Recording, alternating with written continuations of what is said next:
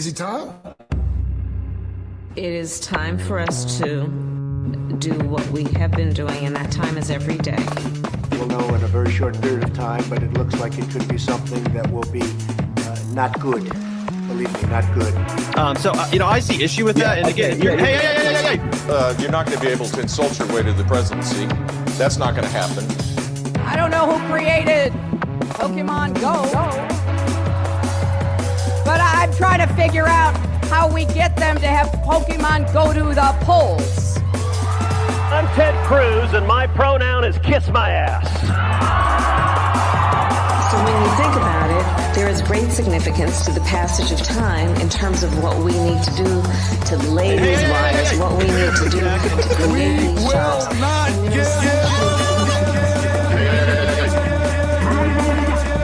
America is a nation that can be defined in a single word. I was going to put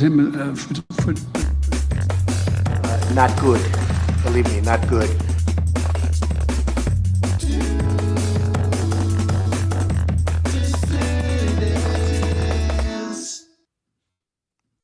Hello, dissidents. Welcome, one and all, to a Sunday evening edition of the New Dissidents podcast. Keaton Weiss here with Russell Dobular, of course. Hello.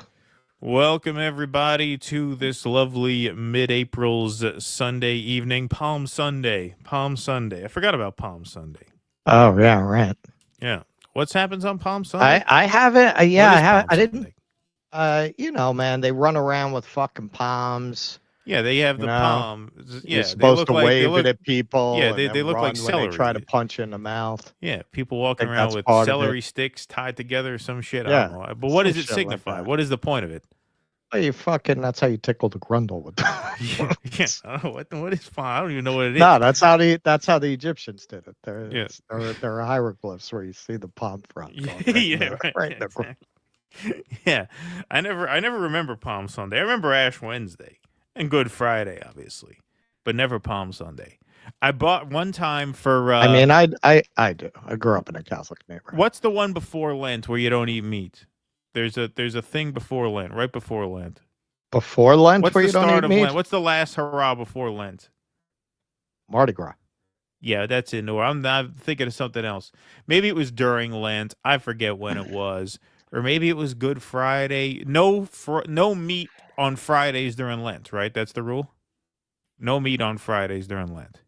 That's why on Friday during Lent, aren't you never supposed to eat meat on Friday? Technically, it's not like a whole Catholic thing. I don't think so. I think it's only during Lent, because I remember only during Lent. You know, where I grew up, a lot of Italian Catholics, like the pizzerias were always packed on Fridays because people were ordering pizza because they couldn't eat meat.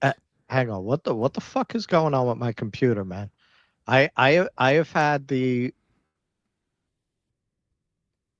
All right, you broke my flow. The point is, no meat on Fridays during Lent.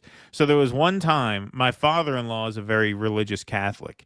And so, my wife and I brought up a loaf of prosciutto bread from Parisi Bakery, which is delicious. Right, yeah. I'm sure you've had it from there. I mean, it's great. Sure. It's a great sort of snack, but it's a great New York snack from an Italian bakery. My father-in-law is this, serious Italian Catholic guy, but we didn't realize that he couldn't eat it on Friday because it was during Lent. So we brought it up there thinking, we'll have some too. We were kind of looking forward to eating it. So we say, here, we brought some prosciutto bread from this great bakery in Little Italy. He says, oh, thanks. I appreciate that. He wraps it in tinfoil, puts it away. We couldn't eat it because it was Lent. We're like, oh, shit, that's right. It's Friday during Lent. We're not going to get to eat it. We should have just left it home. Then we could have eaten it. Did all that for nothing. What's the problem now? For some reason, I've had that tab on mute forever for the Rumble Studio. And for some reason, I have no idea why the setting changed. Oh, and so it's now not it's muted anymore. Oh, okay. All right. So, yeah. All right. You're good now? All right. I didn't no, because we're in the middle of the show. I can't. How do you mute a tab? I don't remember how to do it. I did it. Usually just right click on it and you can mute it from there. That's how the Rumble guy taught me how to do I'll check at a more opportune time. Yeah. So, hey, Keaton. What's that? I got a new coffee cup. Oh, coffee is for closers. Oh, what could that be in reference to? Guess where I got that? I went At to the see Glengarry Glen Ross on Broadway. Glengarry Glen Ross. There was the beautiful Palace Theater. I even have a short video. All right, so here I am coming to see Glengarry Glen Ross. I have never actually seen a show at the Palace Theater, which is a really legendary theater. Back in the old days, they used to have a saying, "Will it play at the Palace?" Meaning when they're trying something out of town, is it good enough to play the Palace? They say it's haunted by Judy Garland. I don't buy that, but okay, here we go.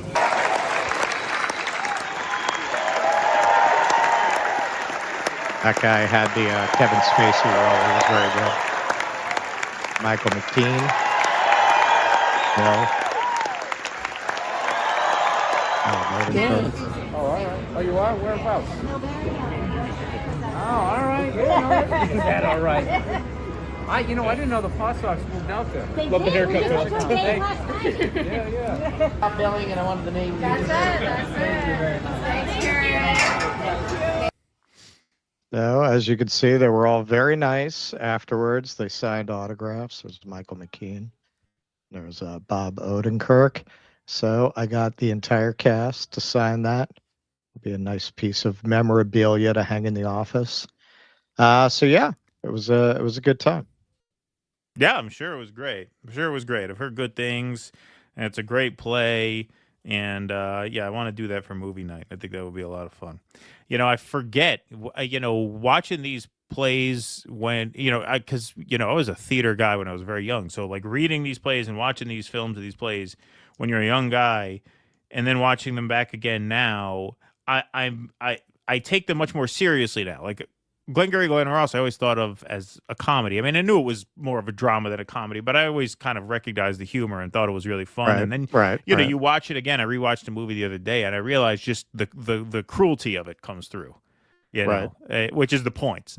When you're 20, it's just fun to watch, Alec Baldwin make gay slurs at the salesman who can't close a deal. You just get a kick out of that. But when you grow up and you realize, man, these guys are really cutthroat. The scene where, where Shelley is begging Williamson for the leads and Williamson keeps squeezing more and more out of him and then finally says, I can't do it. I mean, it's just so mean. That's the point. Well, it's the point is just the cruelty that sort of capitalism turns men into and the way it breaks people down. Yeah. And now Mamet is this like arch conservative, totally snapped. Yeah, I was just going to say, I was watching the play thinking that, like, it's very weird that the guy wrote, I think inarguably one of the best critiques about the cruelty and alienation of capitalism, and the values that it breeds, literally ever written for the stage. Yeah. How do you write that and wind up this arch conservative? It makes absolutely no sense. It's, he always reminds me in a lot of ways of Frank Miller that way. Frank Miller's stuff was very incisive at his peak during his Dark Knight, Sin City, his vision of a very corrupt society, equal opportunity, just kind of caricaturized all sectors of society. And he wound up after 9/11, he just went berserk. He just went off the deep end as this insane conservative. But we talked after I saw it. I mean, it was, watching Odenkirk work, watching him cook like that. He was great. Michael McKean, great. Just watching them working the beats and just being very present. They weren't at all mailing it in for a paycheck. They were really working up there, in an effortless kind of way. Bill Burr was very good, but all he really had to do was be Bill Burr. Like, what did he have to do to be in Glengarry Glen Ross? It was almost written for him. The big question I think anyone would ask who's familiar with the play would be, Kieran Culkin seems miscast. He is miscast. He's a very good actor, so he makes it his own, but he can't help that he's miscast. Like, the whole thing with Roma and Link is drawn in by the promise of male bonding. He's obviously this reluctant client. into Right. his He's deal. this very castrated guy, Right. obviously, whose wife dominates him. And the reason he's so entranced with Roma is this male confidence and the way this real man's man is taking him in as a buddy. So if you got a guy who's a very, modern metrosexual kind of guy who reads like that, it just doesn't really make a lot of sense that Link would be so enamored of him, who would be so entranced with his presence in that way. Like I say, he's a good actor. He's there, he's present, he works it, doesn't ruin the show. It's not his fault. He's cast against type, probably because, at that level, they throw all these, it's stunt casting. They throw all these celebrities in to get people's asses into the house, which, it's Glengarry Glen Ross, and it's a superstar cast. I was talking about when I went to see Curse of the Starving Class, which is a much more difficult play that people don't know. You had Callista Flockhart. You had, I forget his first name, sadly, but Philip Seymour Hoffman's son, who won a Golden Globe for Licorice Pizza, Cooper Hoffman. You had Christian Slater. They didn't even sell out, man. That was 150 seat house. This sold out, and yeah, man, that's why Kieran Culkin is in it, because of who they got. Otherwise, everyone else fits their parts perfectly, but that was the one thing where it's that's just stunt casting to pull people in. Yeah, in the last revival of that, they had Bobby Cannavale play Roma, which was perfect. I mean, that's a perfect very good choice for that. All right, folks. Well, hey, we got a big crowd in here tonight. 1643 strong in the YouTube chat, 852 strong in the Rumble chat. We got a lot to get to. Jake is in the house tonight, so big round of applause for Jake in the chat. And then we do have Q&A after the show tonight, exclusively on Rumble. All right, folks, let's get started. We got a lot to get to tonight. We're going to get started with some infuriating news here. Of course, judge rules Mahmoud Khalil can be deported. So NPR reports a Louisiana immigration judge ruled Friday that activist Mahmoud Khalil can be deported.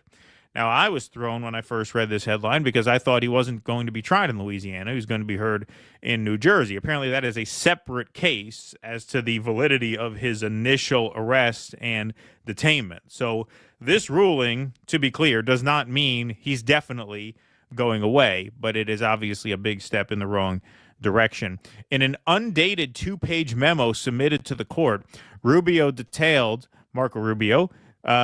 that on March 7th, he got information about Mahmoud Khalil from the Department of Homeland Security, and as a result determined that allowing Khalil to remain in the country would undermine a U.S. foreign policy goal of combating anti-Semitism around the world. Okay, so what people who are championing his deportation often cite as the Immigration and Nationality Act of 1952, which says that an immigrant, even if they are on a visa or even if they're a green card holder and a permanent legal resident, can be deported if their presence here undermines foreign policy interests of the United States. Now, I thought when they cited that in Khalil's case, that their foreign policy interest would be prosecution of the Israeli war. In other words, Israel is at war. We are backing Israel. Therefore, to protest against the war is to undermine our foreign policy interest. I assume that was their rationale. I suppose to admit that would be to admit that we, in fact, are at war with Israel as a proxy. So instead, the stated foreign policy interest is the eradication of anti-Semitism around the world. A U.S. foreign policy goal of combating anti-Semitism. That is what Marco Rubio cites in this memo. That is the foreign policy interest that he undermines. So I want you to ask yourself, let's say a Democrat were president, Barack Obama, Joe Biden, and they said, you know what? It is in the foreign policy interest of the United States to eradicate anti-black racism worldwide. Anti-black racism worldwide, we have to eradicate that. And therefore, we're sending Viola Davis. Yeah, right, exactly.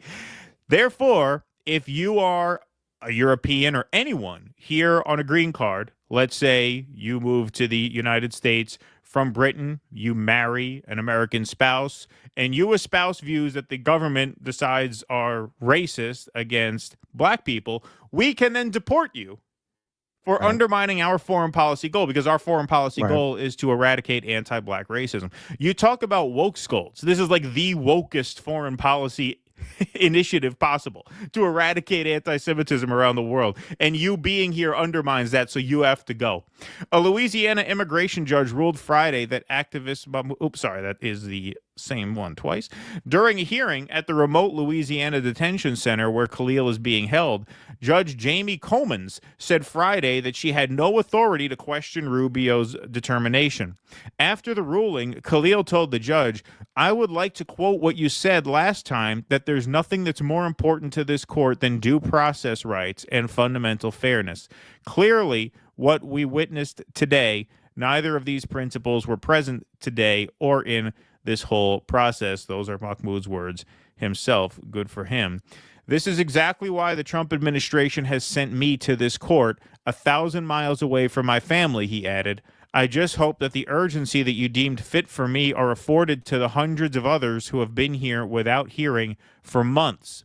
After the hearing, Khalil turned around to face the 22 observers and journalists filing out of the courtroom and formed the shape of a heart with his hands. He smiled. Khalil will not immediately be deported. His attorneys have said that if he were ordered deported, they would appeal the judge's ruling.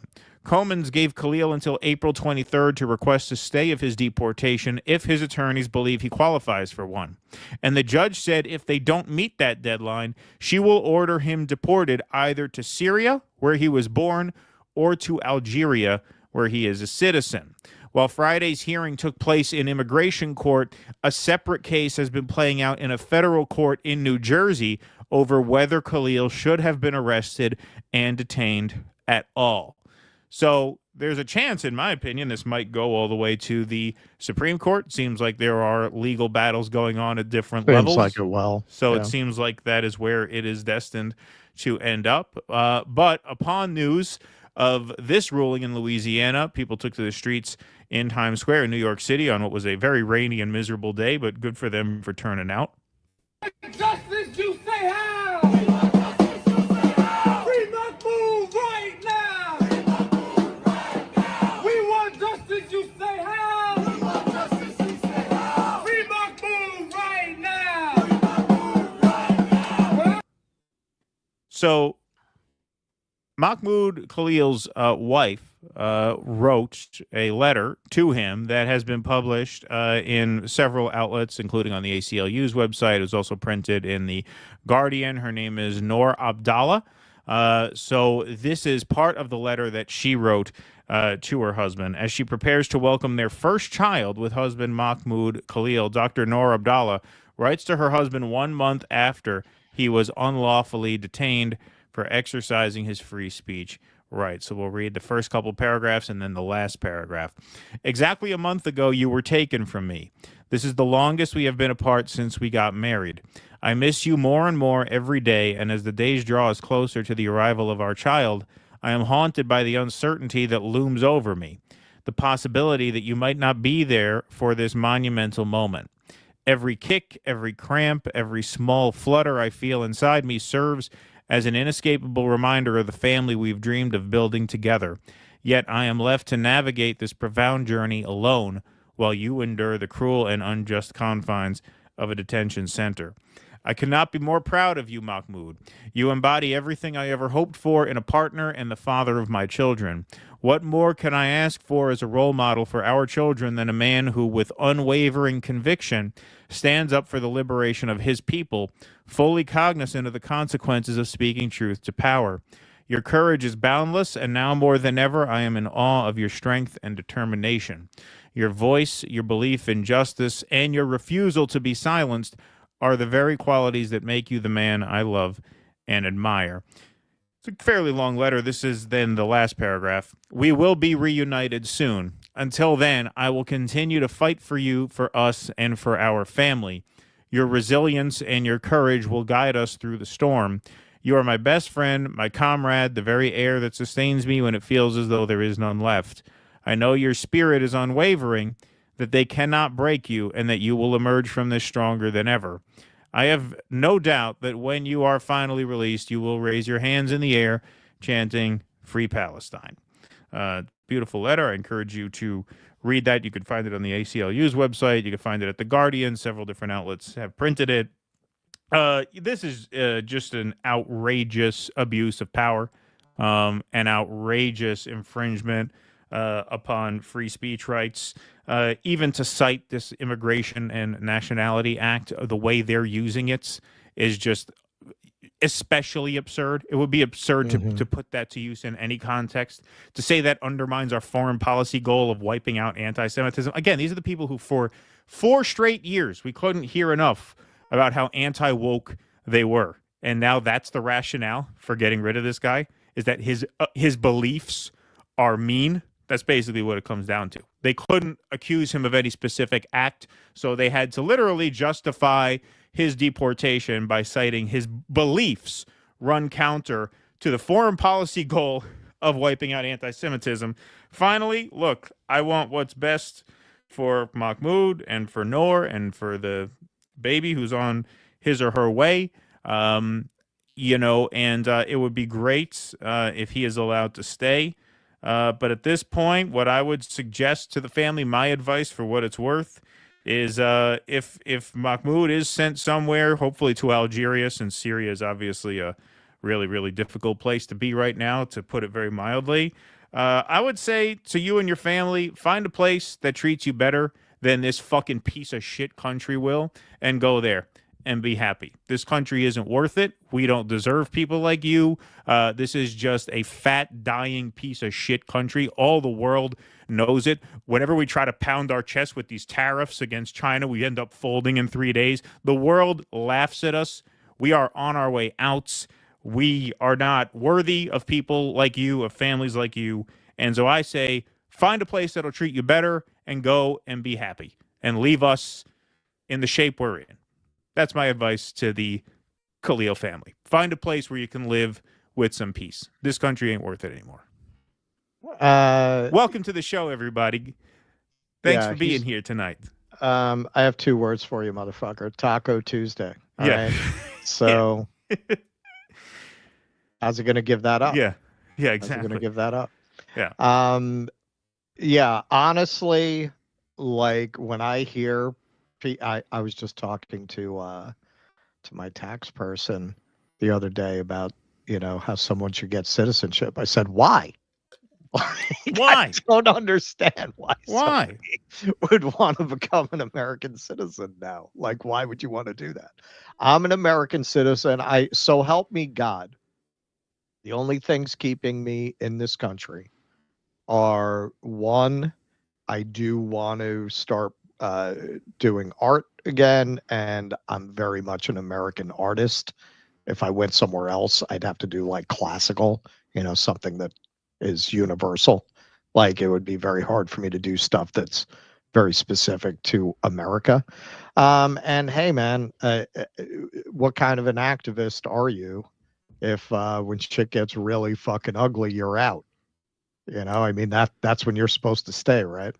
So those are the 2 things that are keeping me here in terms of like what makes the most sense, like for a better life.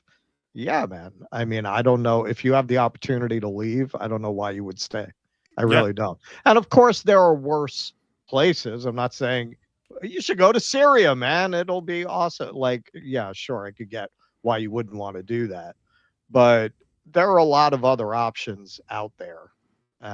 If and hey, look, I don't mean to be cavalier about people's financial situations. A lot of people can't afford to move to another state, much less to another country. I don't know what Mahmoud Khalil's financial situation is, whether they have the resources to really leave.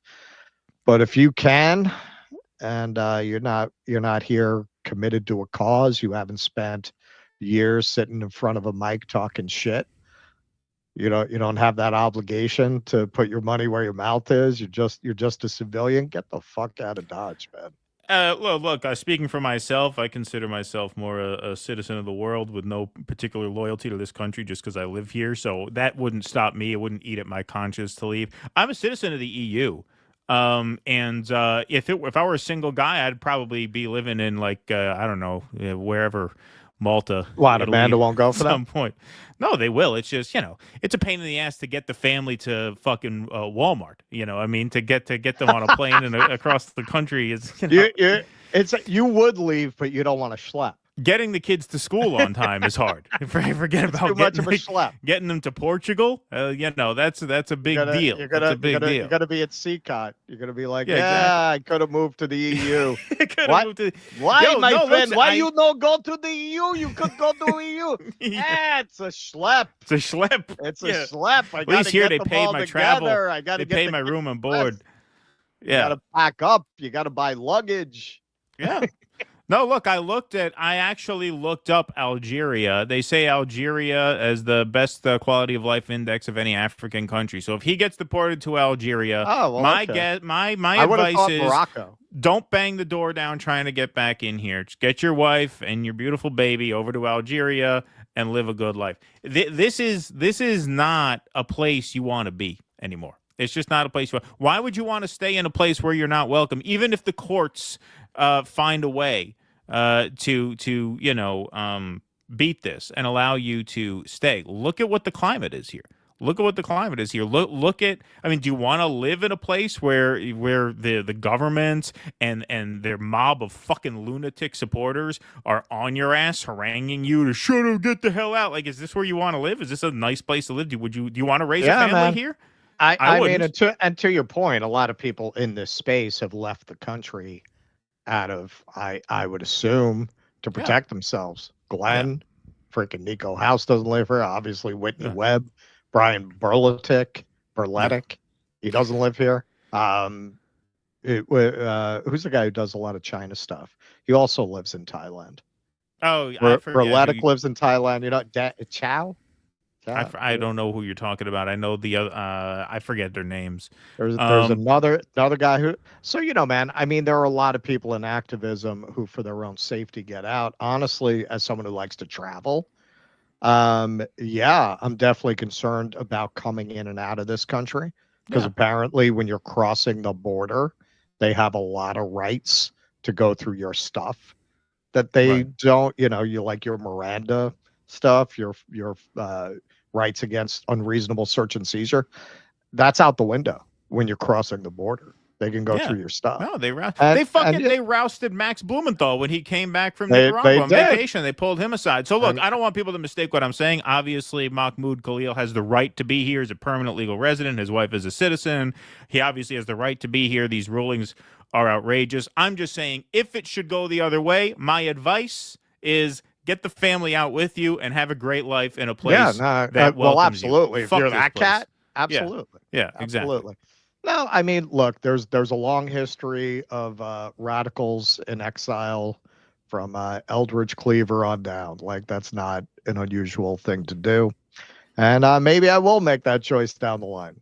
We'll see. We'll see. All right. How about that for a first segment? Yeah. Everybody's blood pumping coming out of this. coming out strong. Coming out hot. Brits man, thanks for the $1.99. To truly understand Daryl Cooper, listen to him on vinyl. Thank you, Brits man. Appreciate that. Sir Rhymes a lot says having fun in the sun. Thank you, Sir Rhymes a lot. CEB Applejack says, Keaton, my brother, I sent you one of my articles. It's a call to stand up. It should be in your tweet DM. Just give it a read, please. I will, CEB Applejack. Thank you very much. I will definitely get to it. Seb Griffith says, happy Passover. May Godzilla be with you. Thank you, Seb. Appreciate that. Abiding 71, Hasbara shills being wrecked on a daily basis on social media isn't tenable. Winter is coming for the First Amendment. Yep. I Am the Owl says, hey, guys, was going to call in, but I'm attending a film screening for the Netflix Chaos documentary about the Tom O'Neill book at Grauman's Egyptian with a Q&A with the director. Oh, wow. Have a kick-ass show. That sounds great. Oh, very cool. That sounds cool. We should watch that and review that for the show. Is Tom going to be there? Yeah, that'd be kind of cool. We should watch that and review that for the show. That would be fun. Yeah, actually, if we do that as a screening, we might be able to get him. Yeah, we could see. let's see if we can maybe make that happen. Killer Hitting, I fucked up at work the other day, and my boss was like, dude, what the fuck? And instead of admitting I was hungover, I blamed it on Hamas using human shields. And she said, that totally tracks. Thank you. Good one. Good one, Killer Hitting. Appreciate that very much. All right. Let's move on. What do we got next? Oh, we got some tariff talk next. Tariffs. Okay, so it's hard to keep track. Donald Trump said a lot of things about tariffs over the past week. Let's hear some of it. Hang on. There we go. Our trade deficit with China, and unless we solve that problem, I'm not going to make a deal. China's paid almost $700 billion in tariffs under me. As I told them, if you retaliate, we're going to double it. And that's what I did with China, because they did retaliate. We'll see what happens with China. We would love to be able to work a deal. They've really taken advantage of our country for a long period of time. All right, so you hear that? Hanging tough there. Oh, yeah. Our George Soros's protege who crashed the British pound. I thought we all hate George Soros. It's so weird that the Treasury Secretary is George Soros's golden boy, and none of the MAGA folks seem to be upset about that. None of them screamed, "Oh, the fix is in," when they picked George Soros's right-hand man, the guy who crashed the British pound. But let's see what he had to say. Escalation, unfortunately, the biggest offender in the global trading system is China, and they're the only country who's escalated. And I can tell the rest of the world that I'm not sure whether it was the prime minister or the economic minister in Spain made some comments this morning. Oh, well, maybe we should align ourselves more with China. That would be cutting your own throat, because I can tell you that these Chinese exports that the U.S. tariff wall is going to keep out, that China, for all of you who can remember that Disney movie of the brooms carrying the buckets of water, that is the Chinese business model. It never stops. They just keep producing and producing and dumping, and it's going somewhere. And I think, Rob, at the end of the day, that we can probably reach a deal with our allies, with the other countries that have been long-term. They've been good military allies, not perfect economic allies, and then we can approach China as a group. All right. So essentially what he's saying is China is like a manufacturing shark that has to keep swimming to survive. And those European countries would be foolish not to block their goods, because if they can't send them into the United States, they're going to dump them on your markets and destroy your industries. So get together with us and we'll all block Chinese goods, and we'll have essentially our own economic zone. It looks like this is what they're aiming at. Now, the Chinese minister has been pretty fiery in his responses. This is their representative from the Chinese Foreign Ministry. Basically, they're Matthew Miller, but not vampiric at all. Right. It's like a based Matthew Miller, what they have. Yeah. China has repeatedly stated its solemn position on the tariff issue. Tariff and trade wars have no winner. China does not want to fight these wars, but is not scared of them. Let me stress that if the U.S. truly wants to resolve the issue through dialogue and negotiation, it should stop maximum pressure and capricious and destructive behavior. This never works with China. For any dialogue to happen, they must be based on equality, respect, and mutual benefit. If the U.S. is determined to fight a tariff and trade war, China's response will continue to the end. China is a responsible country. We've taken countermeasures against the bullying behavior of the U.S., not only to safeguard our legitimate rights and interests, but also to uphold international rules and order, the common interests of countries in the world, and international fairness and justice. In the face of U.S. hegemony and bullying, remember this: give the bully an inch, he will take a mile. That's the line that really made the headlines. So, hey, the Chinese are not backing down. There's a lot of reporting that after Trump's first term and those tariffs, they took a lot of measures to prepare for an eventuality like this so that they could ride it out. And lo and behold, these tariffs were permanent until they weren't. President Trump making a major reversal. His administration exempting smartphones, computers, and other electronics from his latest round of tariffs. A massive reprieve for tech companies and consumers amid fears that Trump's 145% tariffs on all Chinese goods would send prices of key products skyrocketing. Many consumers had been rushing to buy new iPhones before this late-night Friday announcement. The majority of Apple iPhones are assembled in China. But just 1 week ago, Secretary of Commerce Howard Lutnick claimed iPhones could be made in the USA. The army of millions and millions of human beings screwing in little screws to make iPhones, that kind of thing is going to come to America. But the relief may be short-lived. Trump has said he could still impose other targeted tariffs on some of these exempted products. And Trump's previous tariffs, including its 20% import taxes on Chinese goods as punishment for the U.S. fentanyl crisis, still apply.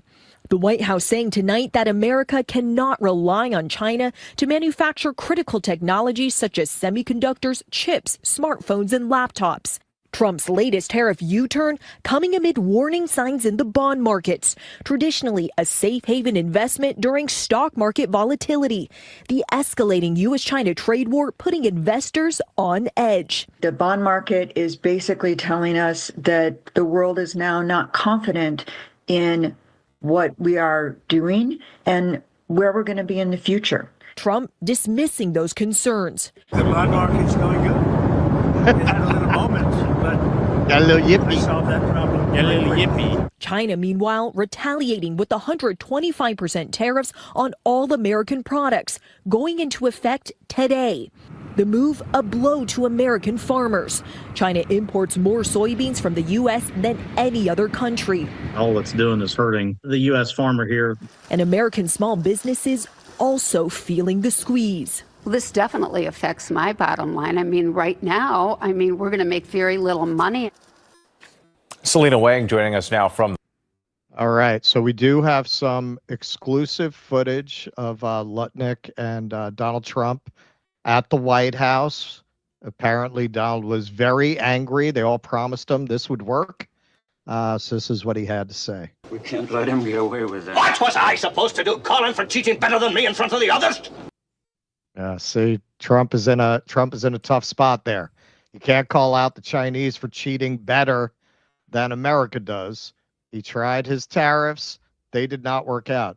Now, Howard Lutnick, I got to say, I don't know if they know he's going to say these things. It seems to me that he's becoming a public relations nightmare for them. So this was just today. He said this. Saying that the big tariffs on things like smartphones and laptops, iPhones, all those iPhones built in China, that those tariffs are temporarily off, but they're going to be coming right back on in another form in a month or so? Or what are you saying? Correct. That's right. That's right. Semiconductors and pharmaceuticals will have a tariff model in order to encourage them to reshore, to be built in America. We need our medicines and we need semiconductors and our electronics to be built in America.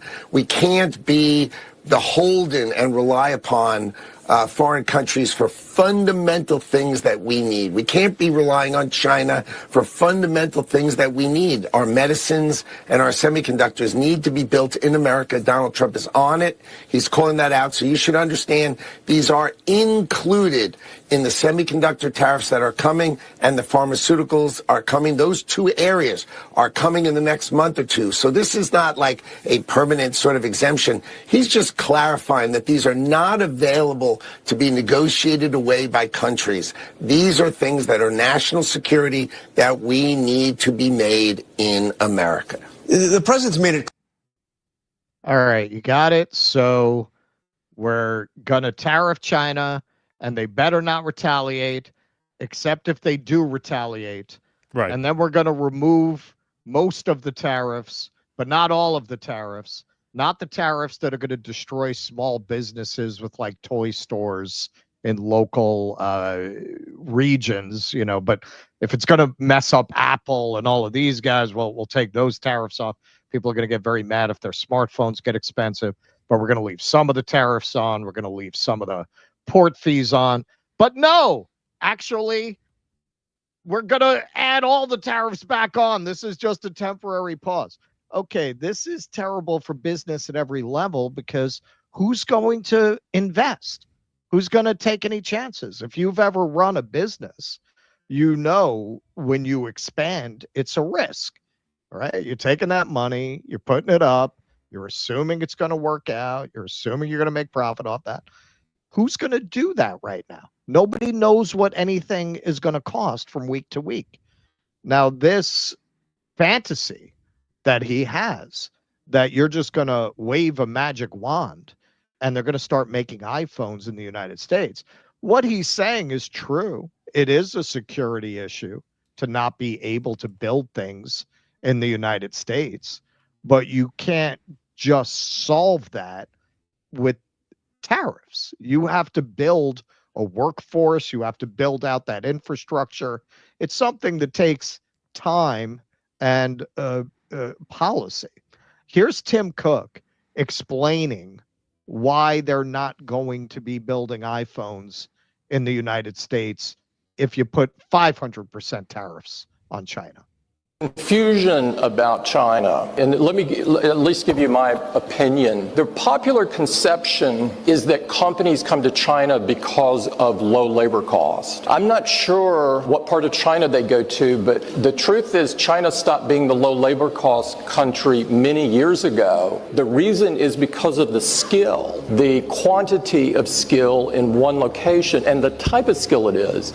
Like the products we do require really advanced tooling, and the precision that you have to have in tooling and working with the materials that we do are state of the art. And the tooling skill is very deep here. You know, in the US you could have a meeting of tooling engineers and I'm not sure we could fill the room. In China you could fill multiple football fields. It's that vocational expertise is very deep, very, very deep here. They don't have cheese doodle dust under their fingernails. That's a big plus, too. They don't stick gum under the machines. They don't spill Dr. Pepper on the iPhones when they're putting them together. We don't have to build the aisles double wide to get our workforce in. All right. When I was a kid, Keaton's too young to remember this. Some of the older folks in the chat, the Xers and up, will remember this. When I was a kid, made in China was a punchline. Like if something broke, oh, what was that, made in China? Because America had had a century of manufacturing experience and had a workforce that had the kinds of fine skills for that era that Tim Cook is describing. And at that time, China was it, believe it or not, Japan was the same joke. Wait, was that made in Japan? Now, that went away before the made in China thing did, because by the 80s, they showed they had mastered that game. But it took them decades of having generations learn how to do this kind of relatively skilled manufacturing. We're 2 generations removed from having a lot of manufacturing in the United States. That's what Tim Cook is saying. China has these people because they took over manufacturing. Now they've cultivated people who know how to do this, who have these skills. You can bring the factory here. You don't have the people who know how to do this. It would take, you're not just going to reverse half a century of mismanaged industrial policy with tariffs. To really approach this problem, you'd have to put probably trillions of dollars into retraining the workforce and building the facilities. In other words, it would take something that these fanatically free market trickle down economics people don't like the idea of. Government intervention. It would take a lot of government. And you know how you'd have to pay for it? You'd have to tax Donald Trump's rich criminal friends to pay for it. This is a way of trying to do this according to almost a religious belief that the free market can solve these kinds of problems without any government intervention. You know, this is, and this is the irony.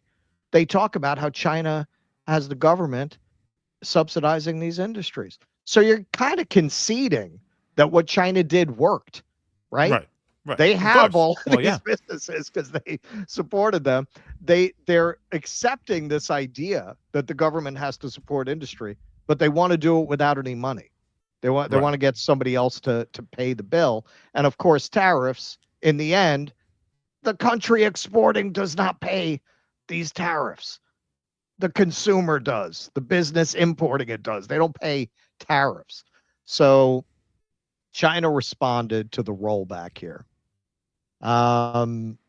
China's Commerce Ministry, the based Commerce Ministry, called the U.S. tariff exemptions a small step and urged U.S. President Donald Trump to completely abolish the reciprocal tariffs, which include a 145% duty on imports from China. Quote, "We urge the U.S. to heed the rational voices of the international community and domestic parties, take a big stride in correcting its mistakes, completely abolish the wrongful action of reciprocal tariffs, and return to the correct path of resolving differences through equal dialogue based on mutual respect," the ministry said in an online statement, according to a CNBC translation. The ministry also said China is evaluating the relevant impact of the tariff exemptions on some tech products announced late Friday. The response in China to U.S. tariffs can be seen in both state media and social media. The recent exemptions are being presented domestically as Trump is backing down and further evidence that Chinese supply chains are not easily replaceable by U.S. companies. Quote, "Public opinion widely views this as another retreat by the U.S. government on its tariff policies," the official Beijing Daily wrote. On China's popular social media platform Weibo, the hashtag Trump administration retreats again ranked number 2 on the hot search list. You know, I think we've all learned a lot about China over the last year. One of the things we learned is they are no slouches in the troll department. So here's one of the many AI videos that are floating around that are coming out of China mocking this policy.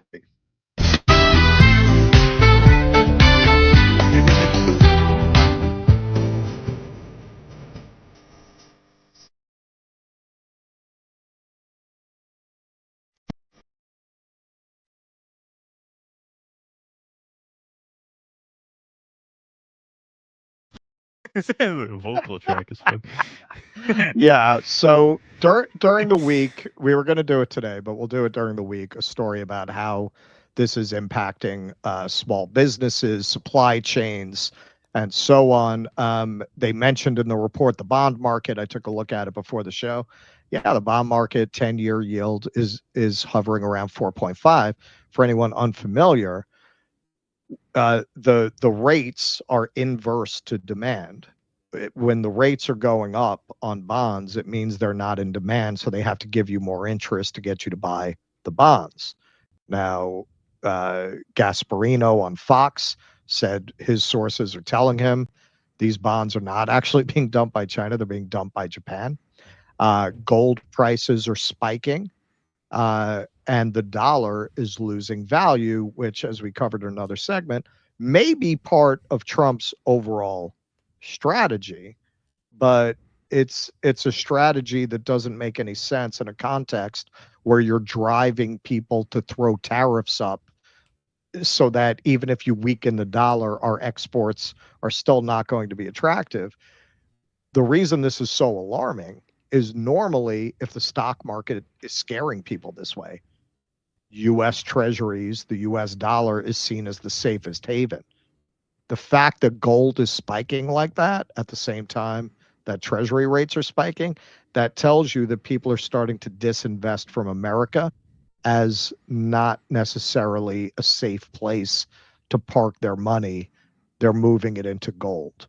That could blow up the entire premise of the American economy. Now, you want to say that would have happened eventually anyway because it was built on sand. Yeah, maybe. It's going to happen at a very accelerated pace if we continue down this path. Yep. Another tremendous victory for glorious China. Another humiliating defeat for the illegitimate scum West. That's what it looks like to me. Yes. Well, long story short, hey, we were a little hesitant to do those gold ad reads, but hey, if you're still interested, we'll reconsider now. I guess it's looking pretty good. That must be paying real well now. Yeah, it's looking pretty good. Exactly. Yeah. No. Look, this is when did this whole thing start? April 2nd. So April 2nd was Liberation Day. Liberation Day was April 2nd. Since then, we have caved twice. This is what I mean. It's too late to do this. We can't do this. It's not going to happen. It's not going to happen. The guy there, based Matt Miller there, does he look like he's holding a pair of twos? No. I think they feel pretty good about where they're at for good reason. I mean, tech. I'm not saying that's Corinthians 2. It's not the whole ball game, but that's a huge concession for what 11 days in after we've already blinked once. Basically, what they are trying to do, theoretically, based on some pretty solid reporting on it, what they're trying to do is essentially shift the basis of the economy back to manufacturing by using tariffs, and they want to wean the economy off having the dollar in the position that it's been in, where it's the strongest currency and the default reserve asset, but is trying to offset that by bullying certain countries into maintaining the dollar as their reserve. It's a cockamamie scheme with so many moving parts. One of the problems with tariffs is the unpredictability of the consequences of tariffs. It almost never works out. Now you're going to add in this entire factor of trying to go back to the Bretton Woods system and force countries, which also is never a good idea. When you force people into being subservient to you, they're always just waiting for a moment to cut your throat. I mean, frankly, I think they're trying to do this, and by doing it, opening up that moment for a lot of countries that have wanted to get rid of us for a long time. I think we're making it easy for them. Yes, I agree. Dominic D'Angelo, I got the same mug, Russell. Awesome show. Oh, beautiful. Ah, cool. That's cool.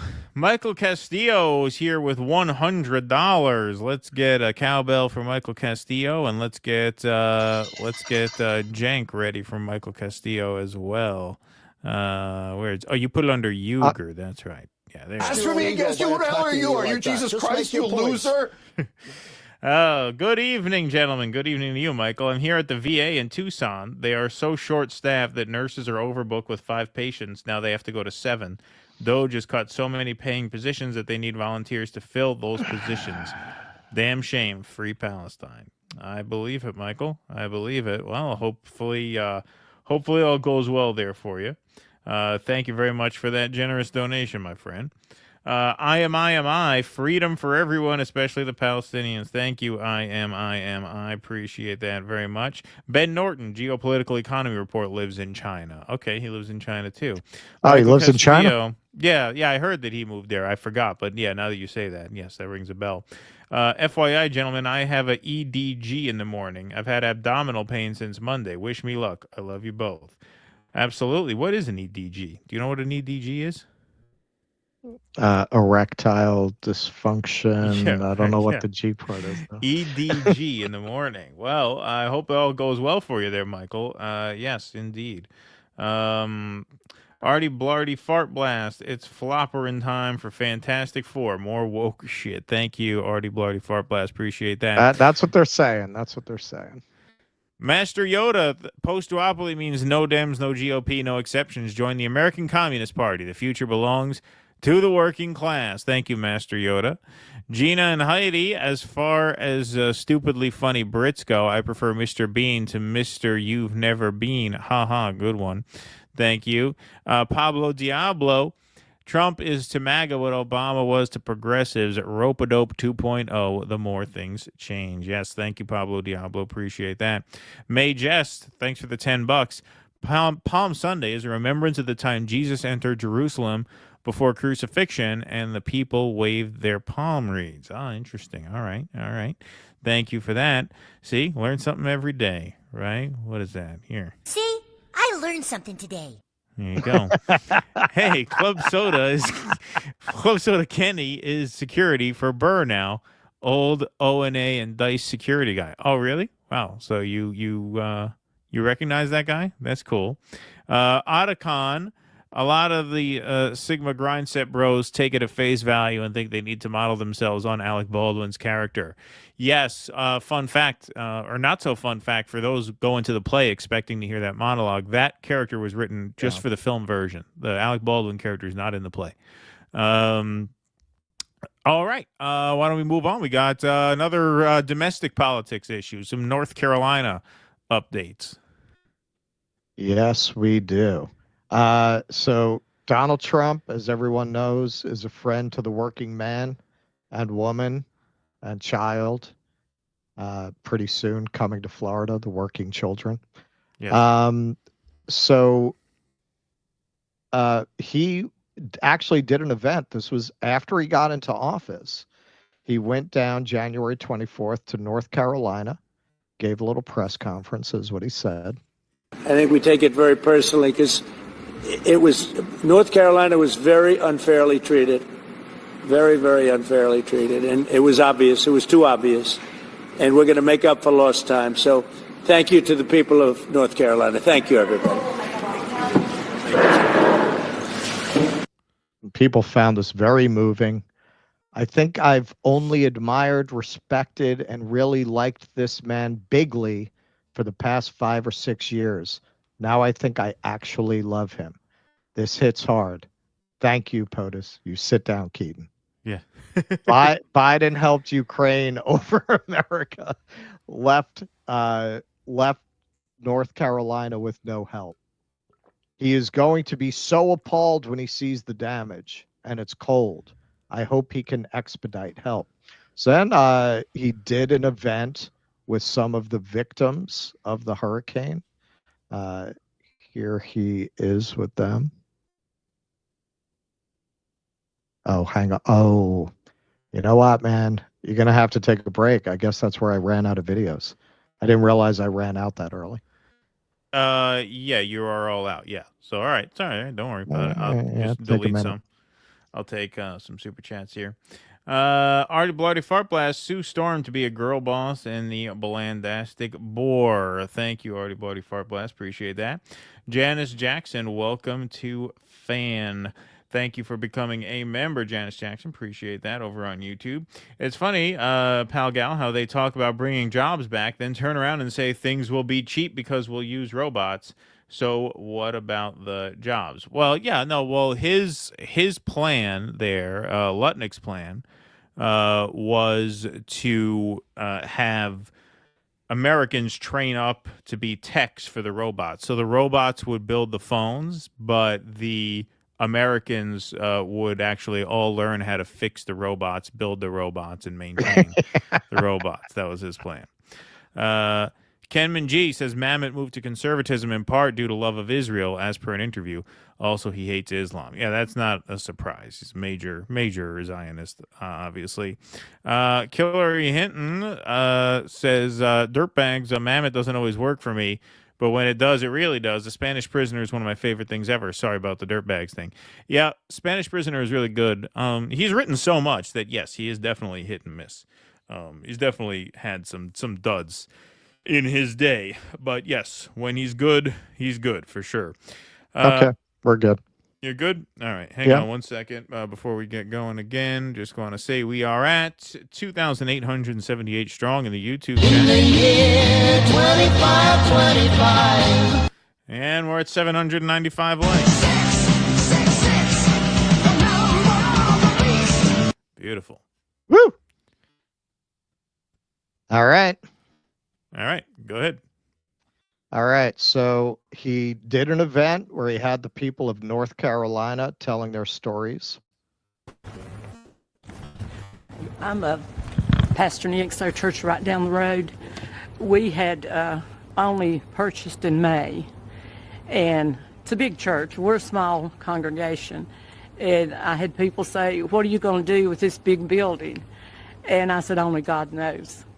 And we had our dedication, and the storm came the next week. And the outpouring of people, my son brought the first load of supplies. And from there, I stayed there for about 3 months. I slept on the floor for about 3 weeks because the need was so great. All right, he's very attentive. Look at that. Forgotten no more. Forgotten no more. We have some more adoring fans. This man, this absolutely wonderful man. Have you ever considered what motivated men to put their lives on the line for their country and king?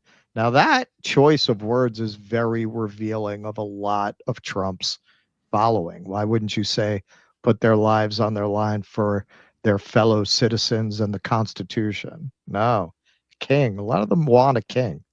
It's this feeling, this sense of a leader who genuinely cares and wants what is best for you. Next tweet says, it was amazing. Donald Trump loves working class Americans the most. Just ask all of the construction workers, electricians, etc., who built his hotels and golf courses. They loved him coming around. There are so many examples of this, but you never hear them in the media. Now, to be fair, as we'll see in the Bill Maher thing later, many people do say Trump can be very personally charming. If you asked all the contractors who had to take him to court to get their money, they would tell you a very different story about dealing with Donald Trump. Maybe he was very nice to the average workman on the golf course, not so nice to the stiffs who had to put up the money for construction materials and sue him for years to try to get their money. But if you look at all of this, I'm sorry, man. Like, if this is not the peasant mind, I don't know what is. If this is not a reflection of people's desire to just worship a big alpha ape and to defer to that person and to believe that somebody's going to solve their problems. And I'm not even saying this is particular to MAGA. You know, you've said that, you know, the only way that Democrats will ever move on will be to repudiate Barack Obama. You know, this tendency to defer and to hero worship. It's a nonpartisan thing, but it's very sad. So it's really sad in light of this. Trump just denied North Carolina's request for FEMA relief from Hurricane Helene, calling it unwarranted. Unwarranted. This is the letter they just got February 11th. Based on our review of all the information available, it has been determined that the increased level of funding you have requested for major disaster is not FEMA code, is not warranted. Therefore, I must inform you that your request for an extension of the period of 100% federal funding for debris removal and emergency protective measures, including direct federal assistance for an additional 180 days, is denied. Denied. Wow. Wow. It's almost like he was using those people as props and didn't actually give a shit about them. Weird. So this is the governor, who is a Democrat, by the way, Today, I learned that FEMA refused our request to extend its 100% reimbursement period. I got this news while I was in Newland with families who lost their homes in the storm. The need in Western North Carolina remains immense. People need debris removed, homes rebuilt, and roads restored. I am extremely disappointed and urge the president to reconsider FEMA's bad decision. 6 months later, the people of Western North Carolina are working hard to get back on their feet. They need FEMA to help them get the job done. Now, remember, Donald Trump won North Carolina 3 times. 3 times. That's right. Because of the votes of the people in that specific region, which is the rural part of the state. So here's from the local paper. FEMA has denied North Carolina's request to continue matching 100% of the state's spending on Hurricane Helene recovery. The agency's decision means that North Carolina will lose a critical share of federal assistance in what's expected to be a years-long rebuild process. After Helene struck in late September, the Biden administration gave the green light for FEMA to reimburse North Carolina on 100% of disaster relief assistance, particularly with debris removal and emergency protective services. The low-cost share allowed state officials to plow ahead on time-sensitive needs more quickly. Now, I'm sorry. I just have to go back to this. I don't want to hear ever again that the Democrats care about working people. President Trump just gave the people of Western North Carolina a giant microphone to tell their stories. He hugged them. He listened to them. He asked questions. Biden ignored us for 4 months. Now God knows, we are not fans of Joe Biden. But it is kind of amazing that all of this scorn was heaped onto Joe Biden, who actually did do something, or his people did. I don't think he really knew what was going on while he was in the White House, but, somebody released funds for this disaster. All Trump did was a publicity stunt. I don't want to hear about, and again, that's not to say Biden was doing a bang up job, but, Trump really, this is emblematic of him. He does literally nothing for you. He does photo ops. That's about it. In December, FEMA also set the federal cost share for all other categories of assistance at 90%. But the 100% period for debris cleanup and other services was set to end after 6 months. Local and state officials have requested repeatedly that it be extended, preferably another 6 months, in order to speed up recovery from the deadliest hurricane in state history. But the agency, now under the authority of a president who has floated the idea of dismantling it altogether, will no longer shoulder full costs for that work. U.S. Rep. Chuck Edwards, the Republican congressman who represents Western North Carolina, told the Asheville Citizen-Times that an extension was unprecedented. You see, this is crazy talk. This is crazy talk to help these people out. Instead, I'm focusing on other ways I can make a tangible difference in helping the citizens of Western North Carolina recover more quickly. This includes continuing to assist survivors with FEMA casework and working with the administration to find additional avenues to alleviate the financial stress our communities and the state of North Carolina are facing. Wow. So anything but to tell them to restore that funding, I guess. I guess you're going to do photo ops. I guess he'll do photo ops like the boss. He'll do some photo ops. From lovable liberal and his old English sheepdog, I live in North Carolina. Trump won this state in large part because of rural voters in the western part of North Carolina.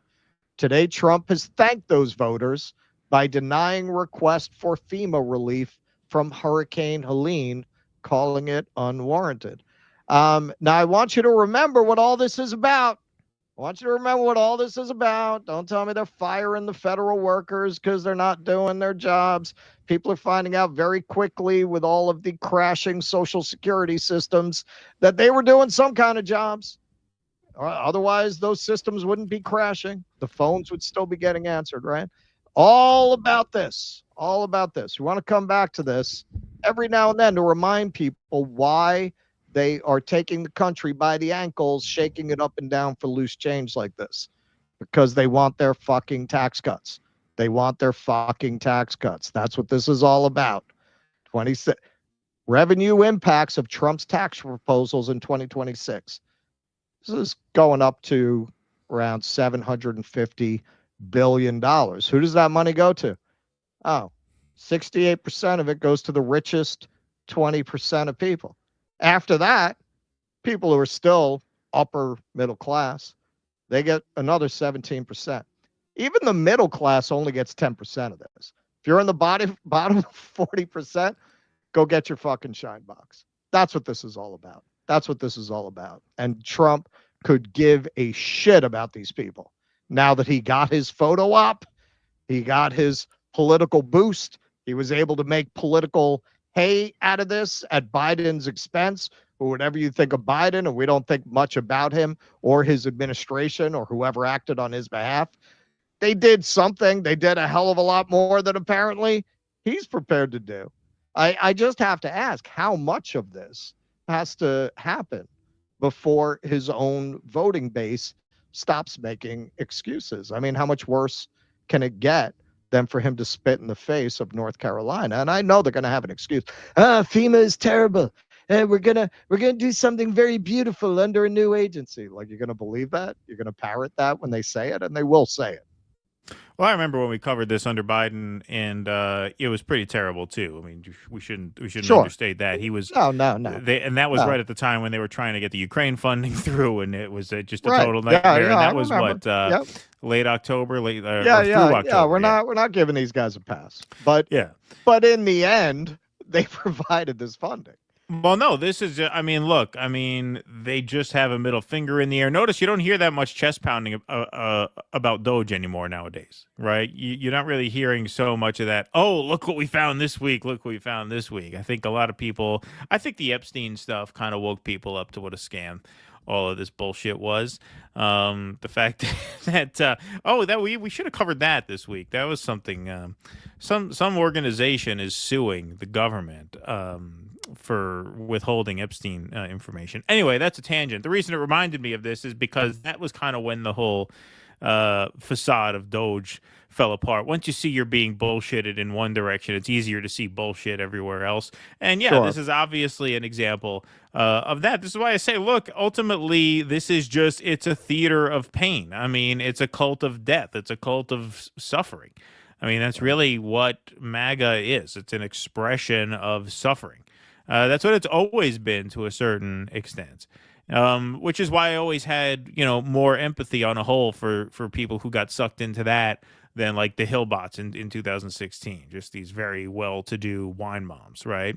Right. But, now you're 10 years into this, and I mean, it's pretty clear as day what contempt they have for their own people, just like Democrats have contempt for their own voters. I mean, this is the same thing. These are your voters out here. I guess you don't need them anymore.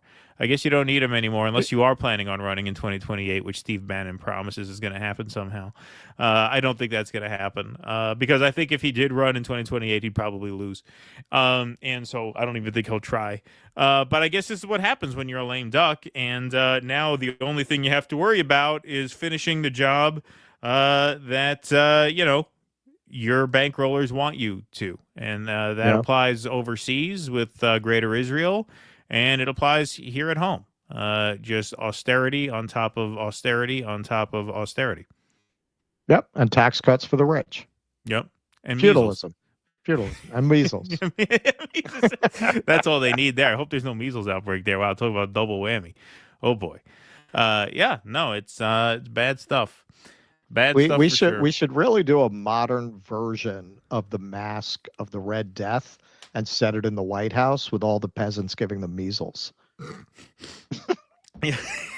Yeah, right. Exactly. That'd be funny. Oh boy. Pal Gal, thanks for the $4.99. It's funny how they talk about bringing jobs back, then turn around and say things will be cheap because we'll use robots. What about the jobs? Oh yes, gotcha that one. Eric Main says Lutnick is the less articulate and handsome young Frankenstein. POTUS has a dance partner belting out an unconvincing putting on the Ritz. Yes, thank you, Eric Mains. Appreciate that. Why is my phone restarting? I didn't think it was my battery fucked up. Well, that's weird. Maybe the Chinese heard our segment. Maybe they're giving me a free upgrade. Maybe. PR. Maybe. Yeah. It just restarted. I don't know what the hell happened. Artie Bloody Fart Blast says Gary Stevenson on the same page as Russ RE tariffs. Thank you.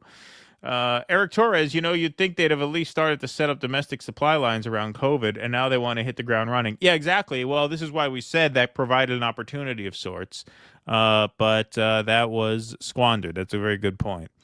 Pablo Diablo says the Shah of Iran coming here for medical treatment was definitely detrimental to our foreign policy. Just ask our embassy employees in Tehran at the time. Otacon, nomad capitalist, is a content creator geared toward Western expats. He has an agency, those political reactions too. Could be a great guest to have on. Maybe Russ was thinking of Cyrus Jansen in China. I've seen that guy. Huh. Cyrus Jansen? Is that who's in China? They thought maybe that was who you were thinking of? No, I was talking about Thailand. There's a guy who he's a China guy. He's actually Chinese, I believe. Oh, interesting. Carl Zhao. Yeah. That's what I'm thinking of. Oh, Carl Zhao. Yeah. I'm pretty sure he lives in Thailand.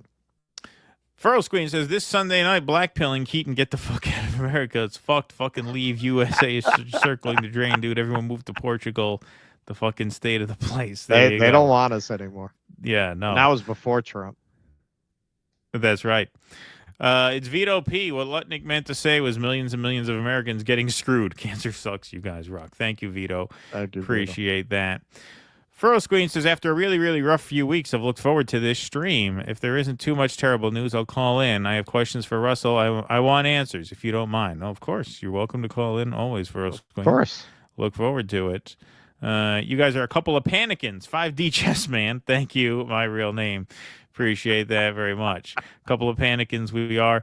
Monkey Rotary says, rich idiots moved all factories to other countries. Now they bitch we can't build shit. Good job, assholes. Thank you, Monkey Rotary. Appreciate that very much. Blake Nunn Drums. Godspeed, good sirs. Appreciate your work. Thank you, Blake Nunn Drums. Appreciate that. Brad Gilbert, 4D chess. Crash market to force Fed to drop rates. 5D chess. Know your opponent is playing 4D chess on the Fed and stop buying bonds so the Fed can't. Thanks, Brad Gilbert. Michael Castillo says, I wanted to go to Glengarry Glen Ross for my birthday, but tickets were $724. As Mike Singletary said once, can't do it. I don't know where you were looking. Maybe it was sold out. Maybe you were looking on the resellers. But yeah, no, Russ didn't pay that for sure. Dude, I think my ticket was like $120, and I was in orchestra. Right. Yeah. So it could have been one of the reseller sites. Artie Blarty Fart Blast, woke shit to one side. Will the de-dollarization end any chance of a decent Marvel movie? Thank you for that. Appreciate that. Saucy Italy Tours, thanks for the $5, says, thank you for drawing attention to the insanity of the tariff issues. Will DM you my interview with DropSite as an importer from China of optical cables. Oh, that's interesting. All right. Well, yeah, send it over. Okay. That'd be cool. Jeff Gomes, thanks for the $10. I admire you both for standing up for Palestine. When will you do a show about the illegal overthrow and current illegal occupation of Hawaii by the U.S.? That sounds like a good topic, my friend. Thank you for that suggestion. Rikel Mbebe says you guys need some catchphrases. What's the Dobbs on that? Let me dob it down for you, and indubitably, pronounced like indubitably. Thank you for that very much. Appreciate that. El Cazador, time to push your Give, Send, Go, brought to you by Dissident Dwarf and the Tall Harry Potter. What donation gets executive producer credits? You know, we will have to have tiers for that, for credits on the film. We are going to have to do that. Yes. Yeah, we are going to have to do that. In fact, while we're paused, I will push that. So GiveSendGo.com/do dissidents is where you can go if you want to pitch in for our special projects fund. Our next special project to be done this summer is our documentary on Uhuru, Omali Yeshitela, and the African People's Socialist Party. We have made progress toward our goal, but we have not hit it yet, and we got to hit it in order to make that happen. So givesendgo.com/do dissidents is where you can go to make a donation, should you so choose. That will be a great project. We're super excited about that. And yes, we will have to put like credit tiers and stuff like that in there. I give our patrons and our members credits, but yeah, maybe we'll have like producer credits and stuff like that for we got to get the our high shit together, rollers. man. We're for the slipping. high rollers, as they say. Let's see. On Palm Sunday, Jesus rode into town on an ass, yo mama's ass. Thank you, Sets. Appreciate that. Like that one. Good one. El Casador says, so the robots end up being humans' pimps. Matrix is becoming a reality, not with a war like the movies, but via subversion. The AI is already in control. Thank you, El Casador. Appreciate that. Matrix Meditator over on YouTube says, Tim Cook's argument about competence is BS. I was able to take apart and put new parts on iPhones easily with the help of a 12-minute YouTube video. It would take a week of training to train Americans. Thank you for that. All right, folks. We have kind of an addendum to the Murray Smith segment here. So, folks, we just covered the Dave Smith-Douglas Murray debate over on the Joe Rogan show. Douglas Murray, of course, has a new book out called Democracies and Death Cults about Israel and Palestine. That's right. Has the ringing endorsement of a man who I was surprised could actually read, but apparently he could read enough to read this book or at least sound out the cover. He's listening to it on Audible. Yeah. Israel and the Future of Civilization. That's the subtitle. And Democracies and Death Cults. Israel and the Future of Civilization. Just received my bought copy of Douglas Murray's new book, which I'm so excited to read. Oh, so he hasn't read it yet. Okay, so maybe that explains it. This man has inspired me and taught me so much in the last 2 years. I will always support and check out whatever he's doing. Fucking king for real. Well, you know who else endorsed his book? Donald Trump. That's right. My friend Douglas Murray just released a new book on democracies and death cults, and it is quickly becoming a bestseller. Based on his first-hand reporting, Douglas documents the barbarity of Hamas's brutal attack on Israel on October 7th and Israel's heroic response. There you go. Calls it a heroic response. The book serves as a strong reminder of why we must always stand up for America and our great friend and ally, Israel. A powerful read from a highly respected author. Get your copy today. Miriam, can you please take the cattle prod out of my ass? Yeah, right, exactly. Now, the Hodge twins, some MAGA influencers here, went almost as viral as Trump did for that post there. Who told Trump to post this? Here comes the cope. Ain't no way this is organic. After Douglas Murray just made a fool of himself on Joe Rogan with comic Dave Smith. This is a damn psyop to divide MAGA. Ah, yes, the psyop. The psyop excuse. Yeah. That's right. Psyop to divide MAGA. The Last American Vagabond replies, you don't need a psyop to do that right now. It's happening organically because not every partisan is a complete moron, but the timing does suggest to me coordination, or at the very least that Israel simply directed and Trump obliged as usual. Citizen Uprising summarizes this very well. It says, Trump 2024, I'm the biggest Zionist there ever was. Nobody will be better for Israel than me. Joe Biden is a Palestinian, a dirty Palestinian. Trump 2025 does exactly what he said he would. Entire cabinet are hardcore Zionists. Trump supporters, I sense a psyop. That's right. Yeah, right on. Very well put.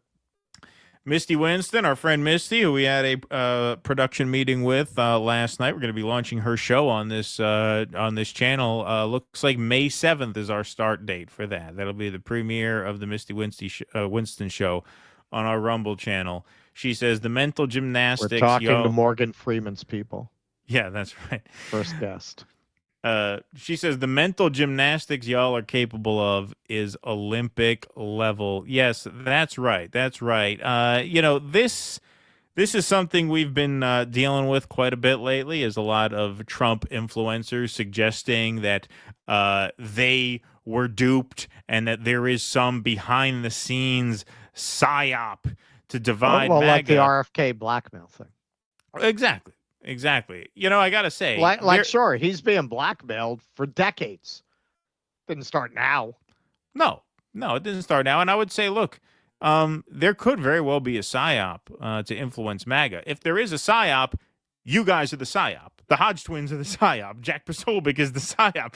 The psyops are the influencers who serve as the go-between between Trump and the rank and file, because you guys are the ones lying to yourselves and your audience about who Donald Trump was and still is. Here's Donald Trump in October of 2024 talking about what a good job Netanyahu is doing and how Joe Biden is holding him back in Gaza. Doesn't CECOT make peace easier or more difficult? I think it makes it easier. Why is that? You got to talk to Prime Minister Netanyahu about it? He's called me, yes. When was that conversation? He's called me. I have not spoken. I'm going to speak to him probably now. What are you going to tell him? Well, look, he's doing a good job. Biden is trying to hold him back. Just so you understand, Biden is far superior to the VP. He's trying to hold him back, and he probably should be doing the opposite, actually. I'm glad that Bibi decided to do what he had to do, but it's moving along pretty good. Everything's moving along. Yes. So Biden's holding Netanyahu back, and he should be doing the opposite. That tells you pretty plainly who Donald Trump is and what his Israel policy was going to be.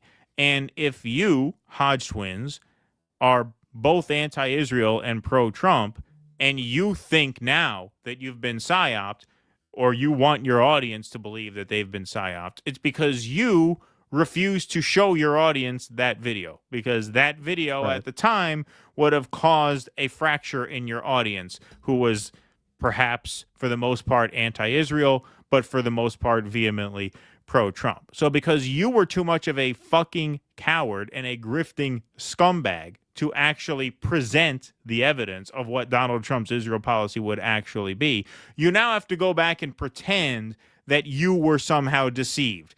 You were not deceived. You guys are on Twitter, probably more than 99% of people. You certainly saw that video. You could have made a stink about it then. You chose not to. You chose to pretend that doesn't exist. We'll hope for the best. And then if Trump goes genocidal in Gaza, we'll act very surprised and act like something must be wrong. Something must be out of the ordinary. When in fact, that is, of course, not the case. This was entirely predictable.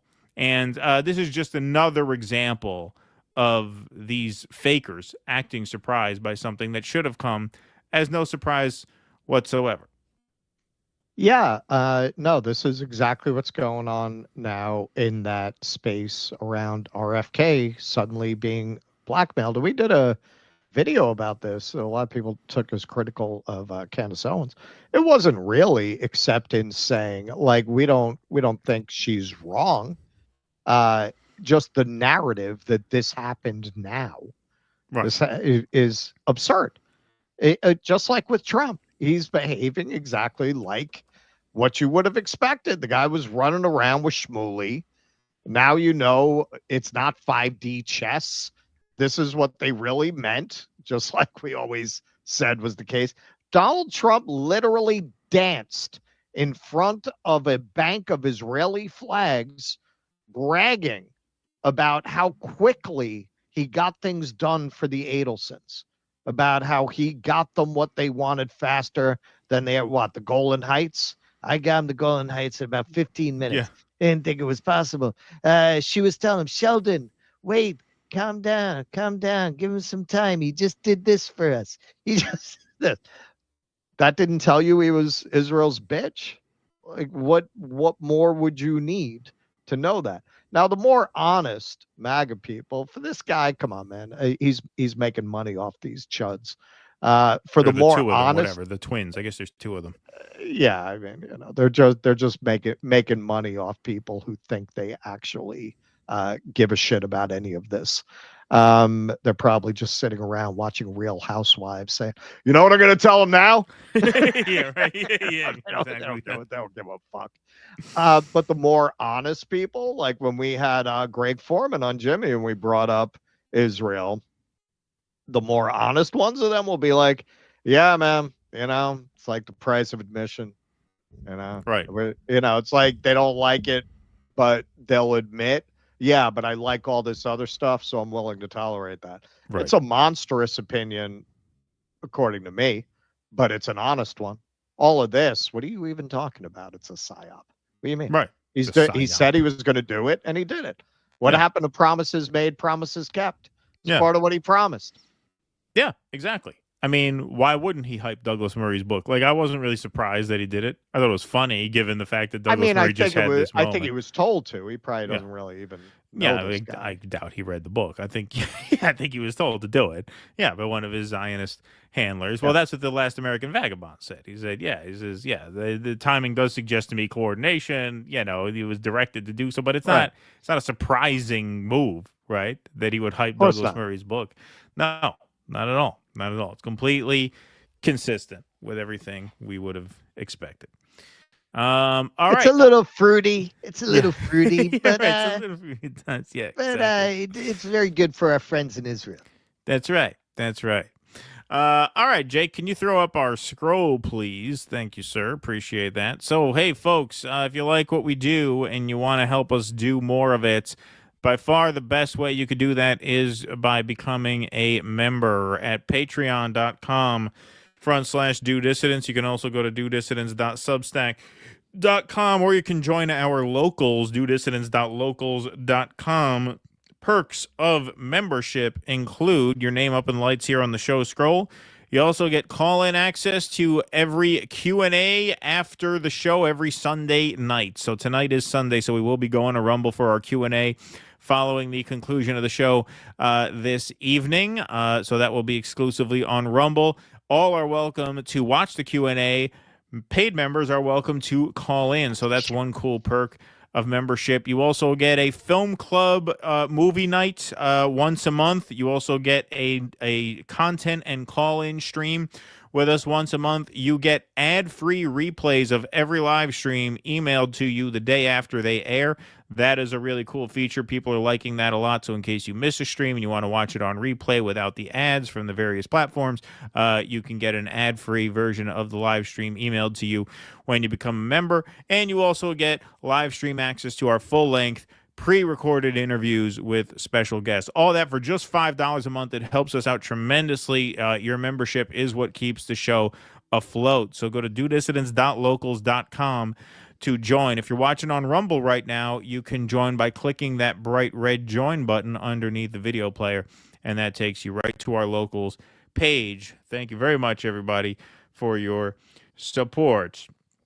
Let's see. Michael Castillo says that new soundbite sounds like from the 90s cartoon Rugrats. That's actually from South Park. That was one of the old South Park send-offs. At the end of the episode, one of the boys would learn a lesson, and they would say, I learned something today. Jesse West, thanks for the $10. Douglas Murray is a conservative. It's bizarre that dude wrote Madness of Crowds. I love you guys. Sometimes disagree. Always a good time. Thank you, Jesse. Appreciate that very much. SQ, thanks for the $9.99. Where is the Green Party when you need them, huh? How come they only show up during campaign season? I don't want to vote Democrat anymore. Well, hey, to Jill Stein's credit, she was a worker strike back, and she's been, doing some activism in the off year. So I will say that for the Greens. Quintessential, summarize why anti-war not yet big enough to scare Trump despite polls turning against Israel. In your worker strike back experience, what's missing? I'm impatient. Well, look, I mean, what I would say to that is that the polls are turning against Trump, noticeably now. Still not as much as they should, but there was a new Quinnipiac poll that had his approval down at 41 points. So that is an outlier at the moment, but, that's bringing his average down into the mid-40s. Look, I think by the end of the year, it'll be about 40. It's frustrating for people like us who just follow this stuff all day, every day. Our opinion can change pretty quick. For the average person, it takes a little bit longer, but I think things are heading in that direction. They keep doing these Bernie AOC rallies. They just did the one in LA. We really haven't been covering that, I think, because we both feel we don't want to help their sheepdog operation, which is what we see it as. They're gonna talk. We're veterans, man. We're veterans of two Bernie campaigns. We know how this ends. They're gonna say a lot of things that you agree with, and then they're gonna tell you to vote for Gavin Newsom, who's not gonna do any of it. Right. Exactly. But I think this is maybe why you brought that up. Those are big rallies. Like, they're big. Like, the one in L.A. was 36,000. That beat the one in Denver. Biggest rally crowd ever. Because now their crowd are the lips. Right, because now it's establishment approved. Yeah, exactly. When it was a squad rally, forget it, nobody showed up. Jamal Bowman in the Bronx, Bernie was there, AOC was there, nobody. Michael Castillo says, my mistake, it's actually EGD. It's where they put a camera to examine the upper digestive system. Oh, like an endoscopy type of thing? Or a esophageal thing? I had one of those. You'll be all right. Michael. Texas Grown, thanks for the $20. Appreciate that. Russell, into old world technologies and what's going on with this crazy enlightening. Lucius Aurelian is our esoteric group, all old world events leading into today's craziness. Thank you. I've been pretty obsessively studying the ancient world. Like, that's all of my free time studying has all been focused on that. So I'm with you. There you go. I get the word fusion, but don't tell me spaghetti is not American. Artie Barty Fart Blast. Appreciate that.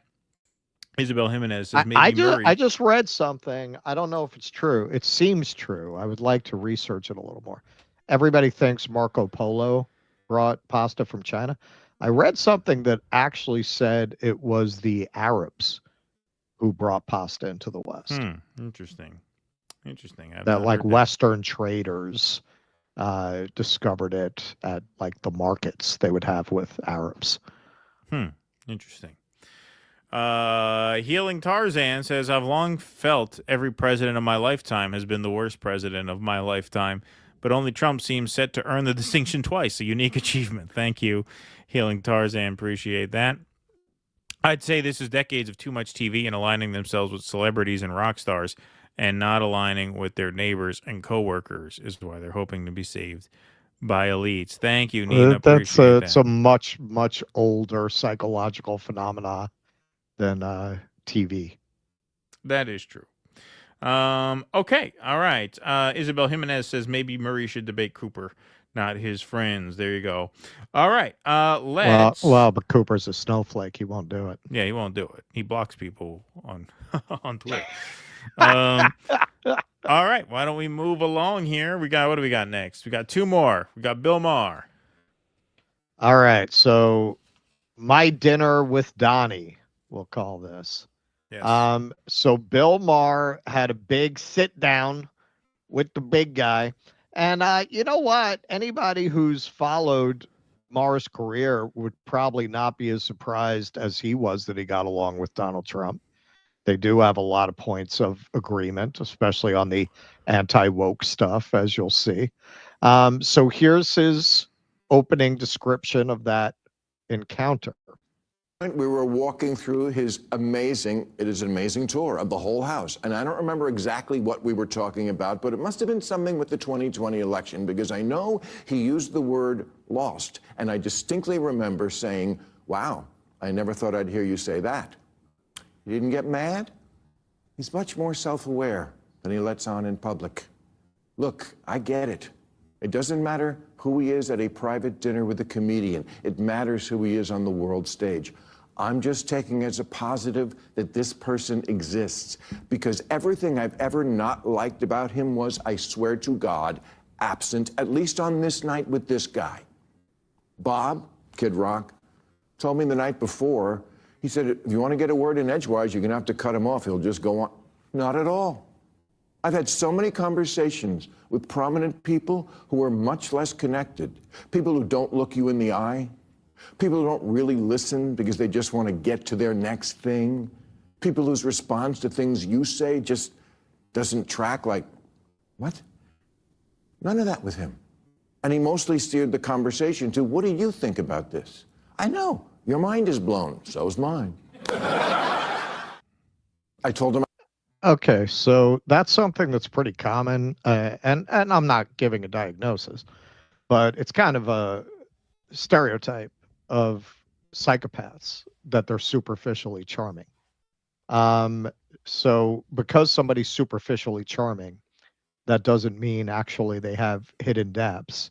It means that they can fake it for a couple of hours with a jerk off. Now, we do hear a lot of reports like this. Keith Olbermann, who lived in his building, actually said Trump was very attentive. He was the kind of guy who would remember everybody's name. It does call to mind what you've often observed, that people thought he was a good businessman and a bad politician. It's the opposite. Right. These are skills that would make him a good politician. And sure, with the just overweening hatred that the media has of him, that might come off as surprising when really it only makes sense. Like the idea that someone would get as far as he has in politics without having some kind of skills. He couldn't have gotten this far if he were simply the caricature that he's made out to be. Now, the reason I will say psychopath is because of the story we're going to cover next, among others. Who fights to keep an innocent person in a hellish prison that defies every standard of cruel and unusual punishment?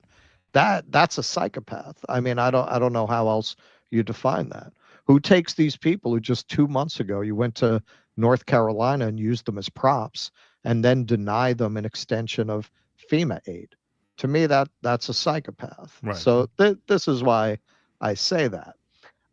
Now, people are complicated. You know, you could be psychopathic, and you could also be a people person in other contexts. You know, from the way Maher describes it, he has the social awareness to know how to listen and at least read as attentive. But again, I mean, there have been a lot of reports like this. Certainly Keith Olbermann is no fan of his. So that's not very surprising to me that he was charming in that setting. Anything, Keaton? Yeah, no, I mean, I could back up everything that you said. All accounts are that he is very personable. You said you had a friend of yours who used to deal with him every once in a while. I had a friend of mine had a job babysitting his father, Fred Trump, because he was senile, but they let him go to the office and think he was still running things, but he didn't know what time it was. So he would go outside in a suit waiting for his limousine at 3 a.m. So my friend's job was just to sit there and make sure Fred Trump didn't walk out of the house. Right.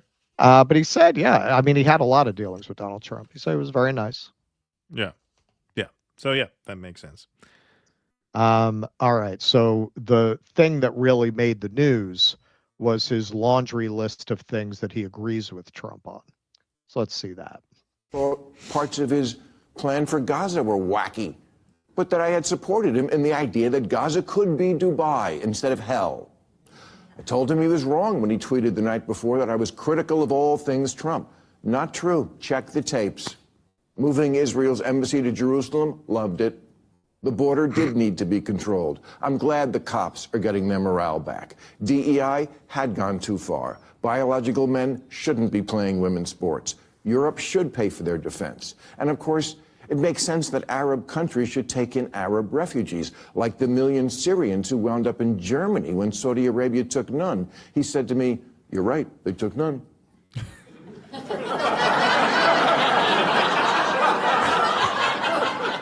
I said, "Well, you should remind your boyfriend in Saudi Arabia that the next time you see him."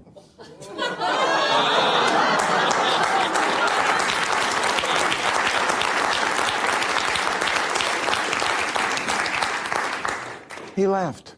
I never felt I had to walk on eggshells around him. And honestly, I voted for Clinton and Obama, but I would never feel comfortable talking to them the way I was able to talk with Donald Trump. That's just how it went down. Make of it what you will. So why didn't you vote for the guy again? See, it kind of sounds like...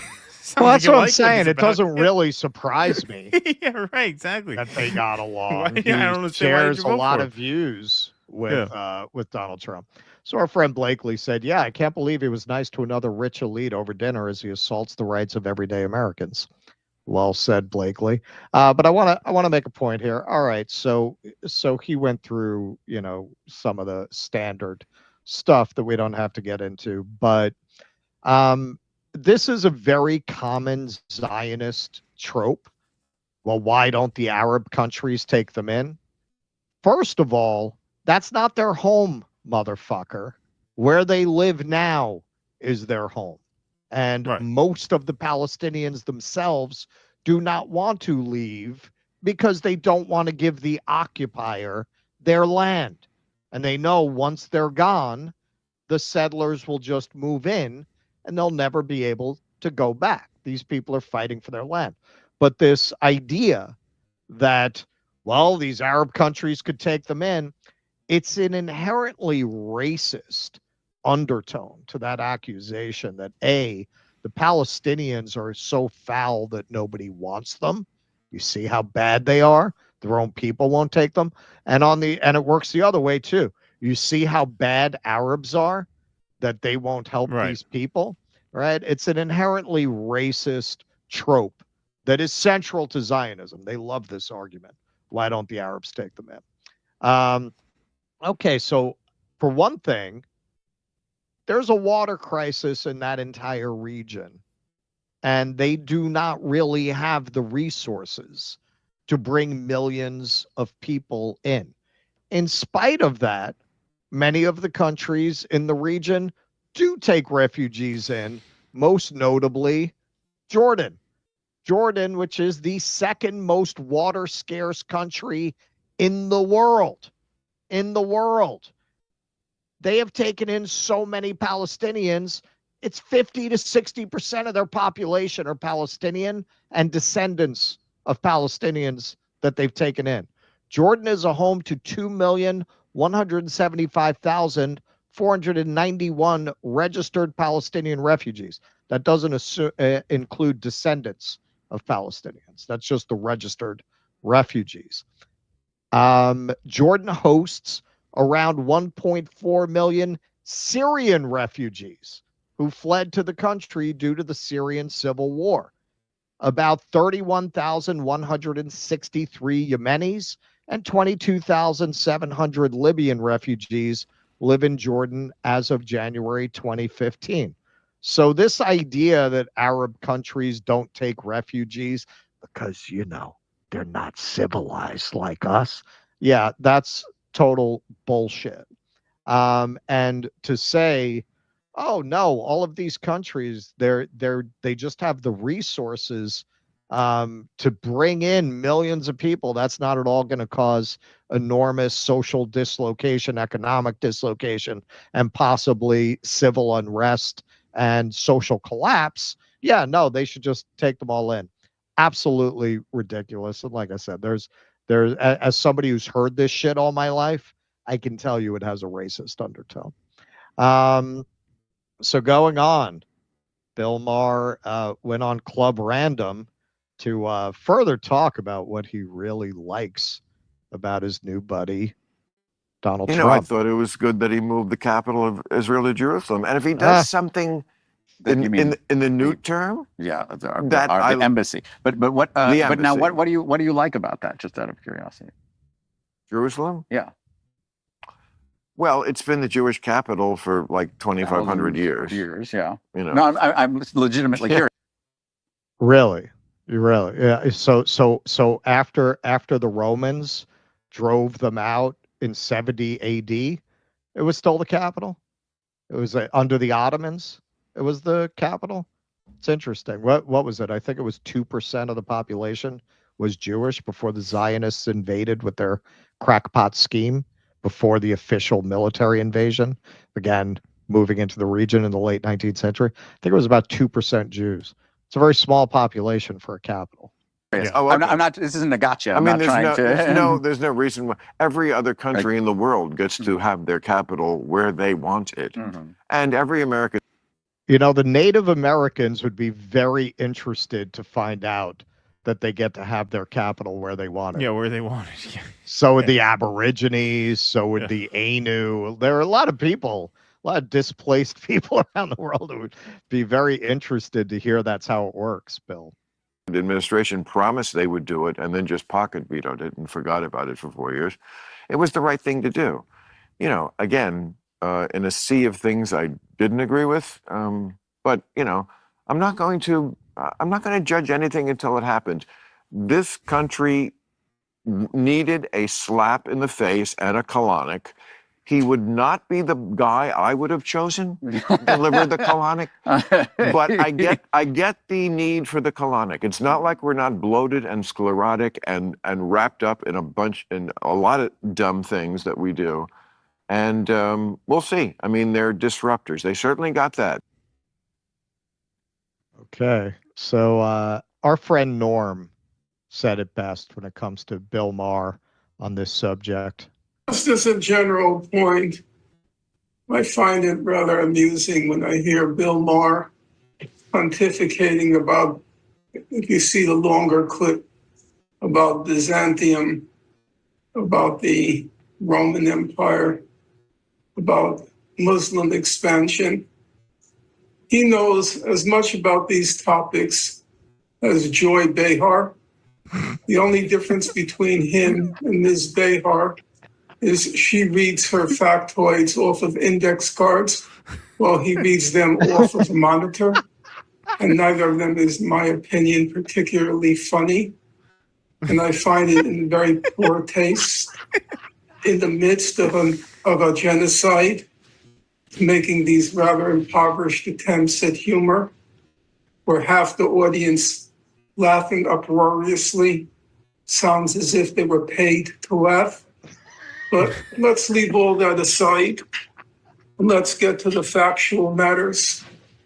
The fact of the matter is, and I have to tell you, I watched the Bill Maher segment this morning, and several times I had to just, take a breath because he's such an ignorant sack of shit. It just nauseates me when I'm listening to this. He hasn't a clue what the history is. He really doesn't know anything. This is the reason Bill Maher doesn't want kids to go to college. He says it's a waste of time. Yeah, in college you learn that before you speak your mind, you should actually know a few facts. You're supposed to read books, not just have note cards passed to you. So what are the facts? And I'm perfectly willing now to say to Bill Maher to his face, if you disagree with me, have me on your program.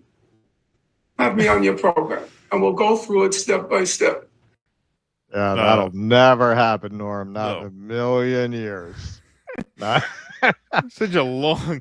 I mean, that's a classic Finkelstein clip. Just a very long-winded preamble to what you think is going to be a profound point. Yeah, the fact is, he's an ignorant sack of shit. That is a classic Norm clip. All of this to say, he's an ignorant sack of shit who reads note cards. And he's not funny. It sounds like the audience was paid to laugh. Yeah. Okay, so so all that aside, he made a very interesting observation about the contradiction between the man he met and the man he saw on TV the same exact night.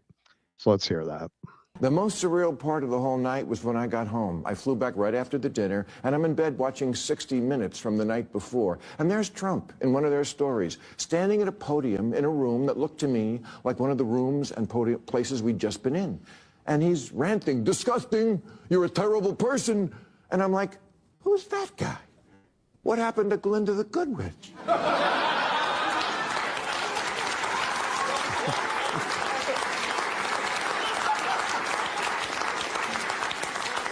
And why can't we get the guy I met to be the public guy? And I'm not saying it's our responsibility to do that. It's not. I'm just reporting exactly what I saw over 2.5 hours. I went into the mine, and that's what's down there.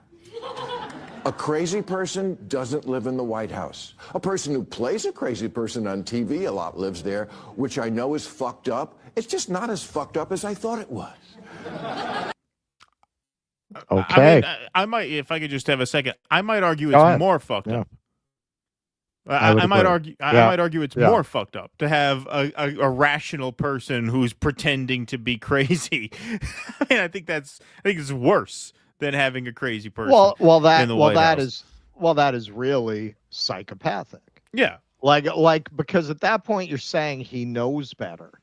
Right. He knows better, and he is enacting policies that are inflicting such horrific pain both abroad and at home. But hey, you can hang out with him, have some drinks, joke around about the Clinton blowjob room. Hey, he's a regular guy who just completely screws pretty much everybody who's ever looked at his general direction. Just screws them over. But he's very nice in person. Yeah. It is more fucked up. Because with the crazy person, that's who they don't know any better. Right. A crazy person is a guy who's being led around and taken advantage of by the evil people behind him. This suggests that there is something calculated about what he's doing. Now, that may be true. It may not be true. I mean, he may be personable, but he's still, I think, ultimately very lazy and just willing to go along with what his advisors tell him to do. And he is so inclined to, kick people out who are here on green cars who protest against Israel, which Maher actually on the panel show said he is against. He said, I think this Khalil guy is the worst of the worst, which is a horrible take, obviously. But it's not any worse than what I would expect Bill Maher to say. But he did say, I don't think we should be kicking people out of the country based on what they think. So, okay, so Bill, so you are, if not supporting a guy, you are vouching for the character of a man who, as a free speech warrior your whole life, ostensibly, back during the politically incorrect days where you got fired for making controversial statements about 9/11, you're willing to just compartmentalize that? To any free speech person, I've made this point in the past, to any person who cares about free speech, this Mahmoud Khalil case is an automatic fail. That's like making a left in front of oncoming traffic on a road test. An automatic fail. You do that, that's it. That's a failure. Apparently, hey, that's just one decision among many, and this is the calculation that so many of these people have made. Cenk Uygur comes to mind, Bill Maher. Both of these guys were full-on Trump derangement syndrome from 2017 through 2020, when the big scandal surrounding Donald Trump was that the Russians helped him win, which ended up not being true. Now, 2024, 2025, you have real scandal after real scandal after real scandal between Doge, between CECOT, between Israel, Gaza, and now it's time to, hey, let's see where we agree, where we disagree. It's completely backwards. Completely backwards. The time to say, hey, maybe it's good that a disruptor won. Maybe there's opportunity there. That was what you should have been saying in 2017 and pushing for that back then.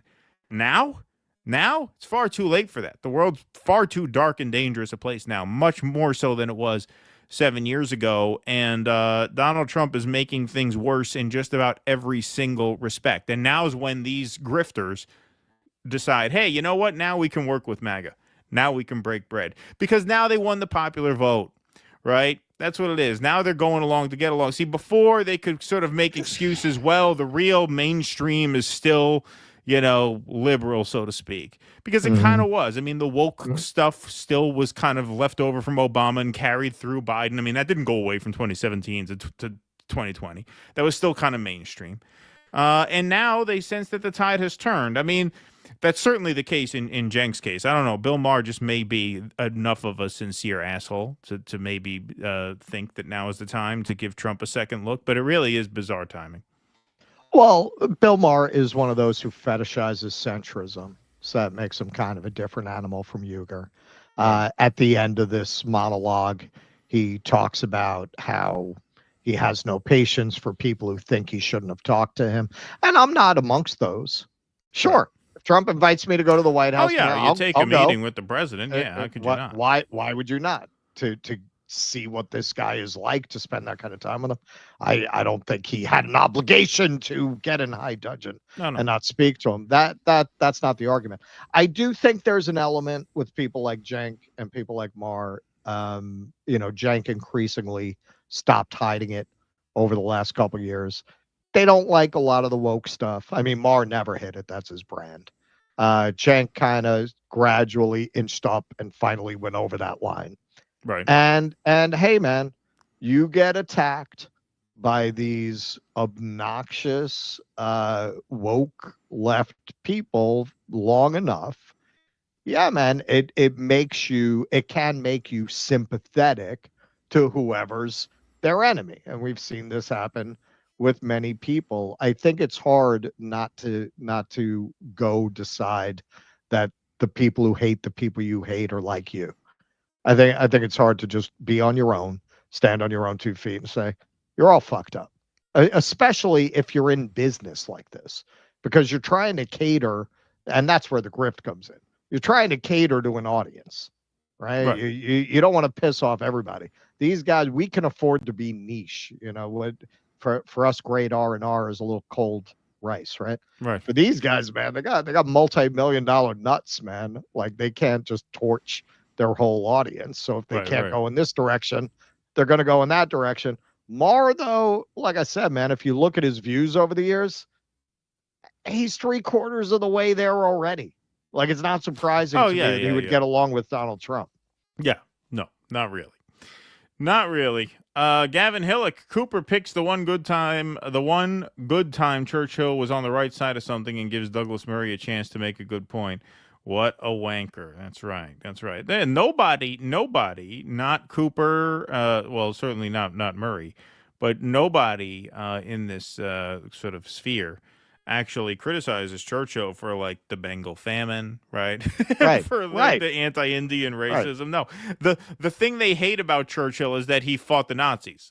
Right. They don't mind the anti-Indian racism. You're kind of telling on yourself when that's the issue. Exactly. Like, yes, that's the thing he did wrong in their view. Tim Pool don't tell us how we got to listen to fucking 30 hours of Daryl Cooper backward on a turntable to understand him. Okay, we understand him perfectly well, and so do the people who comment on our videos about him. Oh, for sure. Sparky, Tim Pool has blown Ben Shapiro and Netanyahu for so long now he can start a leaf blower. Thank you, Sparky. Appreciate that. Sparky says back when Hamas was elected, Israel backed them, maybe even putting their thumb on the scale. Of course, yes. Shaney of Old Stones, thank you for the €5. This mofo would have gleefully been the captain of an East India Company slave ship 500 years ago. Yes, yeah, indeed, 100%. Dino Pantalucas. If I were casting Mutiny on the Bounty, I would try to get Douglas Murray. Yeah, exactly. Bly. Yes. Dino Pantalucas just dropping in to give a donation. I'll watch on Rewind. You guys are killing it. Love the show. My Flushing homeboys. Thank you, Dino. You're from Flushing? He's not from Flushing. I'm not from Flushing. I am. Russell is. Bartholomew Smuts. I like that one. Thanks for the $1. Quiet Gorilla. Thanks for the $10. So glad you brought up the classism of Murray's argument. He is essentially saying, shut up, peasant. Yes. Blake Nunn Drum says, like this, ? Quiet Gorilla, Douglas Murray was literally arguing over pronouns when Dave said we invaded Iraq. Woke right is real. Thank you, Quiet Gorilla. Appreciate that very much. John M. in Minnesota would love to see one of you deep dive takes on the just released Crossfire Hurricane docs. I've heard everything from nothing burger to devastating. Yeah. Where do we find that? I guess I would watch that. Yeah. I guess I'll Google that. Fun fact, the ashes they use on Ash Wednesday are from the palm tree leaves from Palm Sunday. Thank you. Liddy B. Gazans made bad decisions by voting in Hamas. More than 50% are under 18, so they weren't born. Zio's telling themselves when they say shit like this, admitting collective punishment is fine to them. Yes, thank you, Liddy. Appreciate that. This Daryl, Dave, and Douglas segment is the only time I've been disappointed to see triple Ds. Thank you, China Shill. Appreciate that very much. EO Shush, I was happy to donate to the show until I saw your Tim Pool segment and found out you guys are grifters with the likes of Miss Rachel and swimming in cash with your Qatari slush funds. Thank you, EO Shush. Appreciate that very much. All right, we got one more segment on the night, and then we are going to Rumble for the Q&A afterwards. So if you do want to make your way over there, you can do so, dudissidents.com/Rumble. But we do have one more segment here for the show before we head over. So go ahead, take it away. All right, so we have been covering the Abrego Garcia case. And this is exactly why, for anyone who thinks, oh, good, they're getting them out of the country. Yo, man, if Trump can do this to Abrego Garcia, he can do it to any of us. I will go on the record right here. They're going to eventually arrest an American citizen on the premise of terrorism or support for terrorism and try to subvert constitutional protections on those grounds using the Patriot Act. I am going on the record right now predicting that. In 2019, a judge ordered he couldn't be deported, and DNS didn't appeal the order. For the next 6 years, he lived quietly with his wife and children in Maryland, and the court notes, complied fully with all directives from ICE, including annual check-ins, and has never been charged with or convicted of any crime, concluding there were no legal grounds whatsoever for his arrest, detention, or removal. Now, that's something even the administration admits, even as they fight to keep this man in hell. Now, here's a little video to give you an idea of where he is. A photojournalist actually accompanied one of the unfortunate plane loads of people headed to this hell in El Salvador. Event was, top secret. Nobody knew it was coming. But because I'm already embedded, I was invited to come along, but I didn't expect what I saw when I saw them. My name is Philip Holsinger. I'm a photojournalist and a writer. I wrote this. They entered their cold cells, 80 men per cell, with steel planks for bunks, no mats, no sheets, no pillow, no television, no books, no talking, no phone calls, and no visitors. For these Venezuelans, it was not just a prison they had arrived at, it was exile to another world, a place so cold and far from home, they may as well have been sent into space. Nameless and forgotten, holding my camera, it was as if I watched them become ghosts. The reason that sort of came out of me is that the working title for my story on this, my big story, is called A Photographer of Ghosts. And it's got, sort of a double meaning, and that is when you photograph pain, it's like you're, photographing something invisible. And even though I don't think they're being disappeared, that's what it felt like. It felt like, holy crap, even if they're wicked people, the chance that maybe one of them is innocent and there's no way anybody can talk to them was like seeing people become ghosts. Okay, well, according to research that's been done now, seems like it's a lot more than one of them that's innocent. 90% of migrants sent to Salvador lacked U.S. criminal record. They also did a more extended study and found 75% of them have no criminal record, not in their home countries, not in the U.S. So most of these people have not committed any crime other than to enter the country illegally. Now, why the punishment for that would go beyond just deporting you back to your home country? That's a very good question. Even if you believe these people need to be rounded up and deported, why would you do this to them? For what reason? So this scumbag at End Wokeness puts out the bullshit. Judge Paul Azinas orders Trump to return a suspected MS-13 member from an El Salvadoran jail. It was pretty well established in his case that he was not an MS-13 member. That's why he was allowed to stay in the first place. But he repeats that. Now, Bukele, the leader of El Salvador, thought this was hilarious. That an innocent man was in this hellish prison that he had devised, tweeted this out, and who else thought that was hilarious? Elon Musk thought that was hilarious. Now, I just want to say, for anyone who still thinks Elon is a fucking hero or Donald Trump is a fucking hero, people who would do this to somebody that they know was just some poor schmuck living his life, living with his family. They certainly know he wasn't an MS-13 member. If they would do that to him, there's nothing they wouldn't do to you. That shows such a lack of humanity. You know, there's been research done on this. The more wealth you have, the more psychopathic tendencies and the less human empathy these people display. When you're talking about people who are that rich, you're like an insect to them. Right. What if you accidentally get hurt by the system? Yeah, okay, you probably won't end up in CECOT. What makes you think they care if their economic policies wipe out millions of people financially, wipe out hundreds of thousands of small business people? You think they care about that? They only care what happens to them. If you could find something like this funny, how sick is that? This is who's leading us. Yep.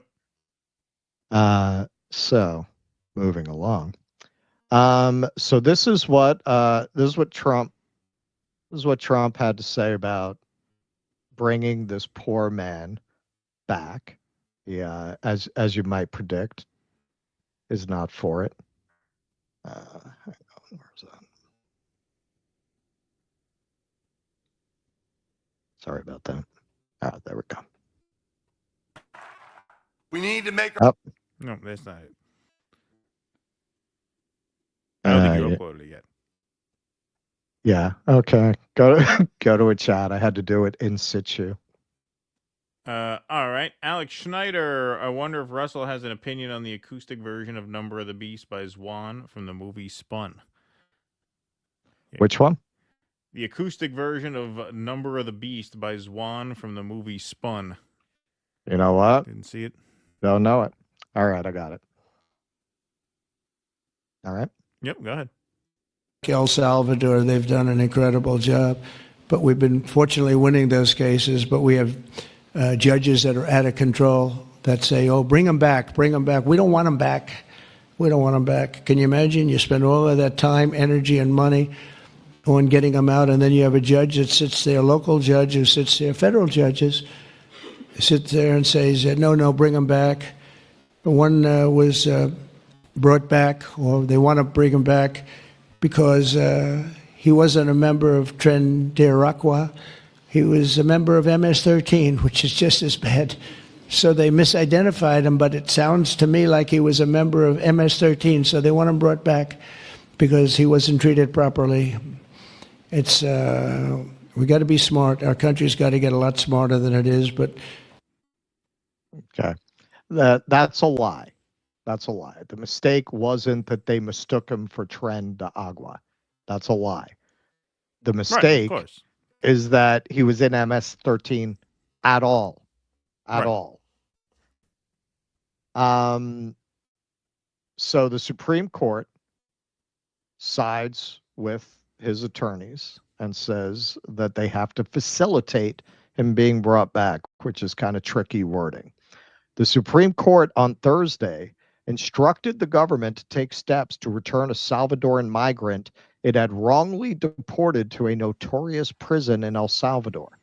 In an unsigned order, the court stopped short of ordering the return of the migrant, Kilmar Armando Abrego Garcia, indicating the courts may not have the power to require the executive branch to do so.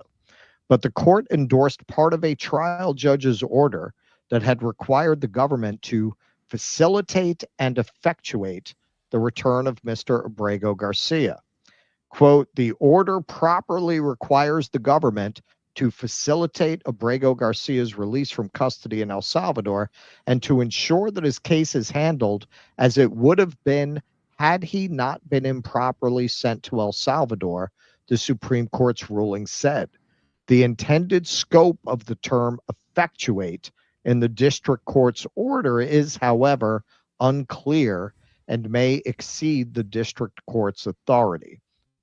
In her statement on Thursday, Justice Sotomayor wrote that it would be shameful to leave Abrego Garcia, a husband and father without a criminal record, in a Salvadoran prison for no reason recognized by the law.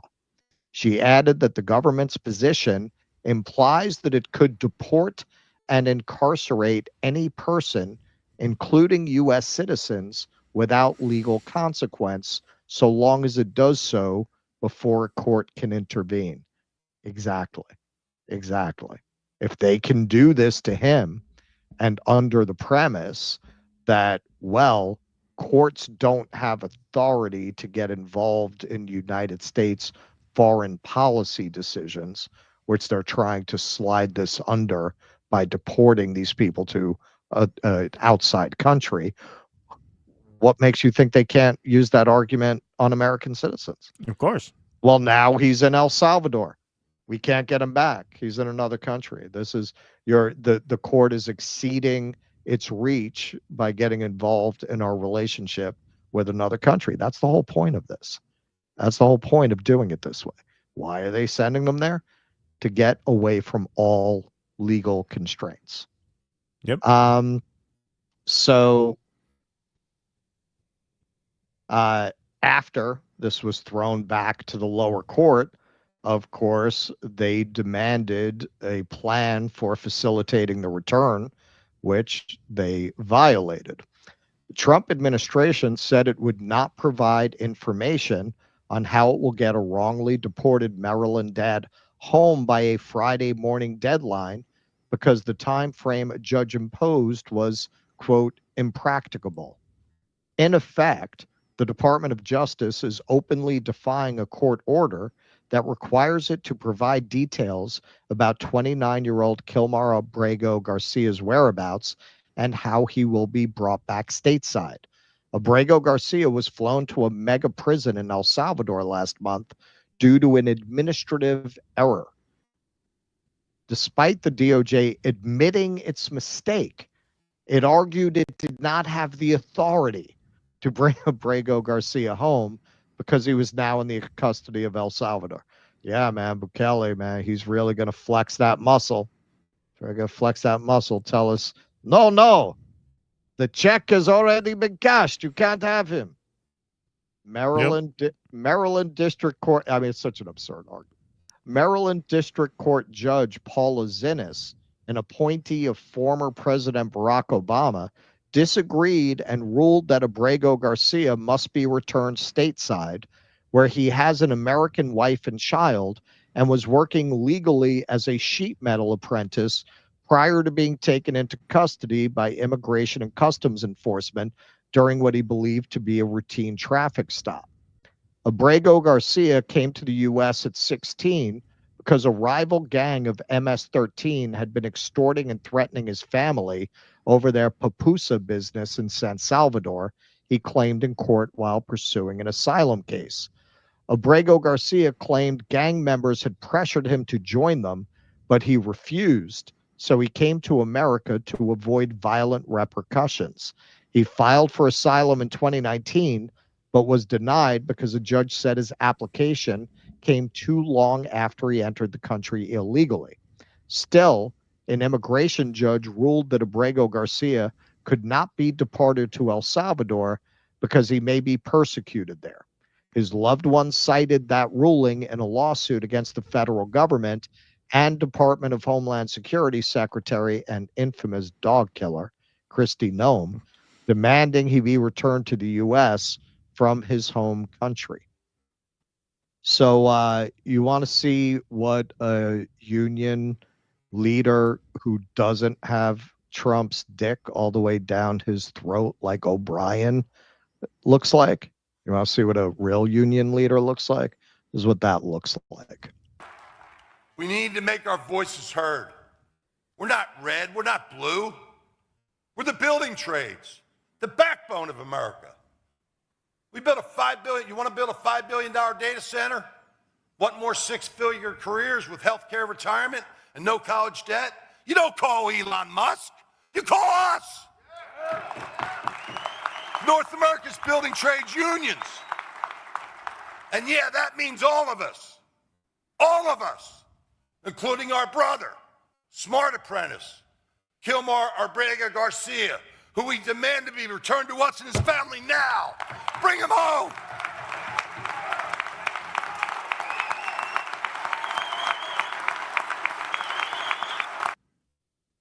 Where's O'Brien?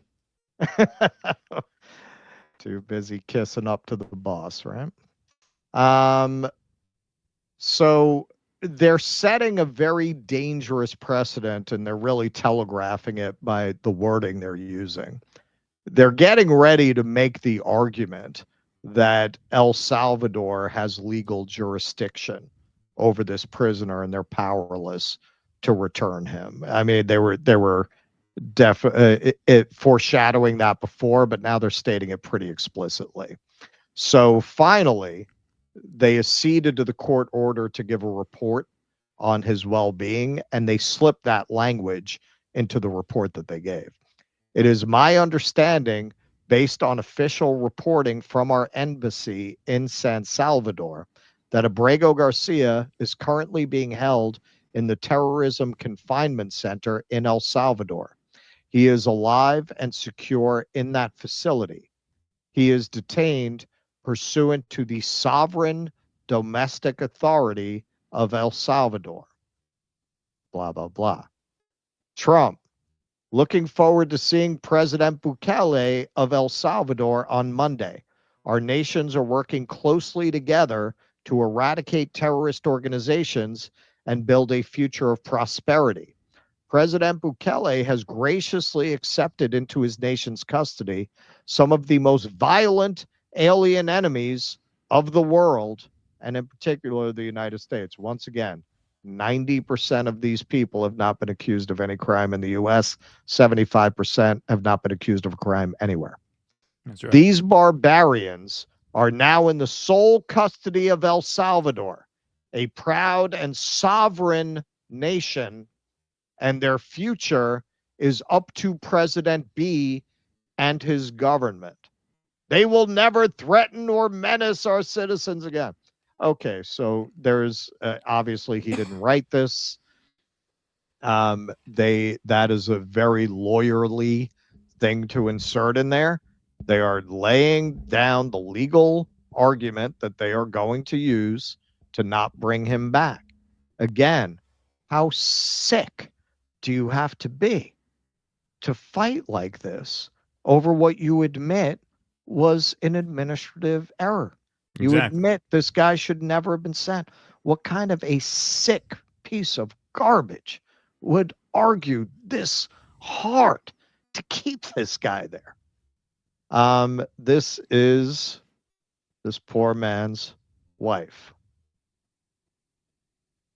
Husband Kilmer was abducted and disappeared by the Trump administration. It's been 28 days since I lost on my husband. This so-called administration error has destroyed my family's happiness, my children's innocence. Kilmer, if you can hear me, I'm still fighting for you. Just absolutely horrible situation. And it is already a pretty good example of Curtis Yarvin's playbook. This is he's a blogger who's a big influence on particularly Vance. And his playbook, forget about Project 2025. I mean, yeah, they've definitely incorporated ideas from that. Curtis Yarvin's playbook is go in and flood the zone and force them to keep suing and you know, just take up bandwidth and just defy the court orders. Now, so far, they're not just saying, screw you. They're pretending to go through a legal process, but they didn't accede to that court's orders to facilitate his return.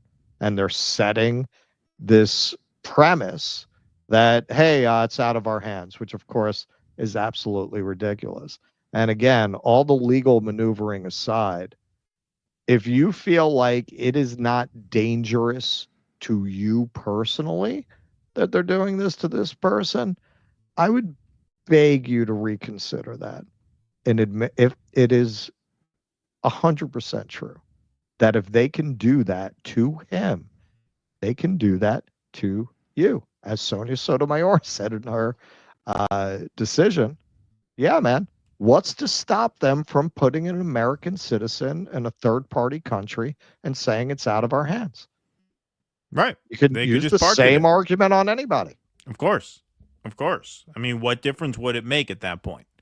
You Right. send them there. It's in their Right. hands. Right. You know, at first, I think part of their reluctance to try and get this guy back was that they were uncertain what shape he was in. Now they're saying they've confirmed that he is alive and secure, but that it's not in their jurisdiction anymore. And Bukele is coming to America today, for those who watch the clip or whenever we get it out.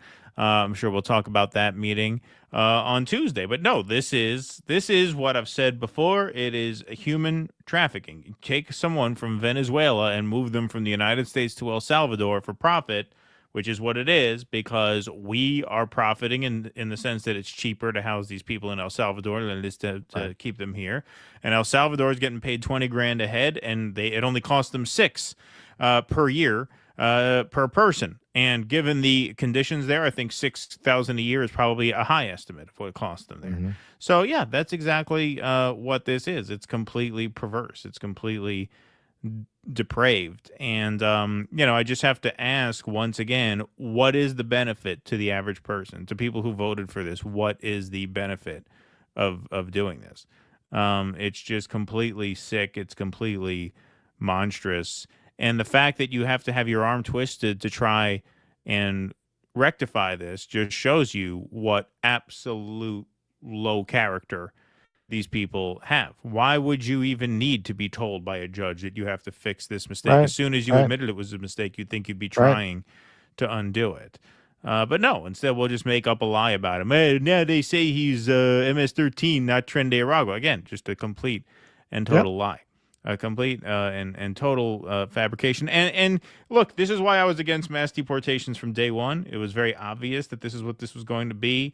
The immigration issue was something that was really just not talked about during the campaign because the Democrats completely ceded the issue to Trump. But it was very obvious. Kamala ran an ad with the wall in it. With the wall in it, yeah. I mean, but you know, so it was very obvious that this is where they were going to take it. I'm not surprised by this in the slightest. I'm a little surprised by, you know, El Salvador being the housing facility. This was sort of the, you know, people are comparing this to Guantanamo Bay. This is actually worse than Guantanamo Bay. Because Guantanamo Bay is sort of this extra legal black site, kind of an outpost where you could make the argument, hey, once we park you there, we could still get you back because it's ours. This is not ours. This is, okay, we're going to buy off one of these strong men in one of these South American countries to basically just keep them there. And this way we have an extra obstacle that is just inconveniently, quote unquote, in our way when we have to rectify a mistake. Well, that's not up to us. That's up to him, which is, of course, as you said, completely absurd. Of course, we can get them back if we wanted them back. What control do we have over our vassal state? Yeah, right. Exactly. So we will continue to be on this, but yeah, it's a really horrible case. This poor man. Yep. It's a really horrible case, which is why you just have to be opposed to these mass deportations in general, to me, from day one. I mean, They look, when you are an oligarchic class, and you need to keep the people from coming for you, you have to distort their perception of reality, and you have to attribute their miserable condition to everything but the greed of your class. Everything. And the outsider, the immigrant, the racially different, the culturally different, the religiously different, that's always the first target for these people. Yeah, I just want to somebody in the Rumble chat says, Russ and Keaton, maybe they shouldn't traffic all these people in the past 4 years, but you don't address that. This man was not trafficked in.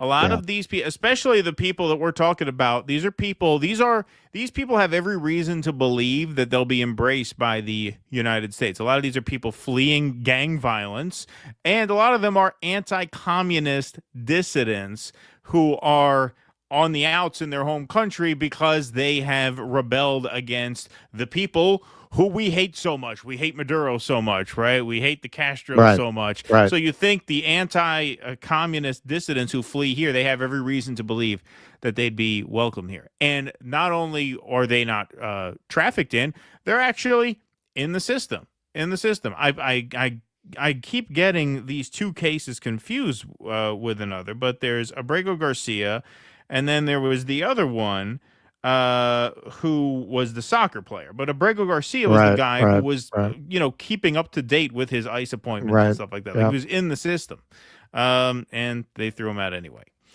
Okay. All right, folks. I promise you, these people are not the reason your life sucks. No, they certainly are not. That is true. Okay, folks, we're going to take some more Rumble rants. Let's do a quick word from Rumble Premium before we do that. So, folks, this is a sponsorship directly from Rumble, and it's one that's incredibly important to the survival of the company. When Rumble first started in 2013, they built the platform for the small creator. They didn't censor or have biases. They were fair and treated all creators equally. No one thought platforms would censor political conversation or censor opinions on issues like COVID, but they did. Facebook admitted they fell to pressure from the Biden-Harris administration.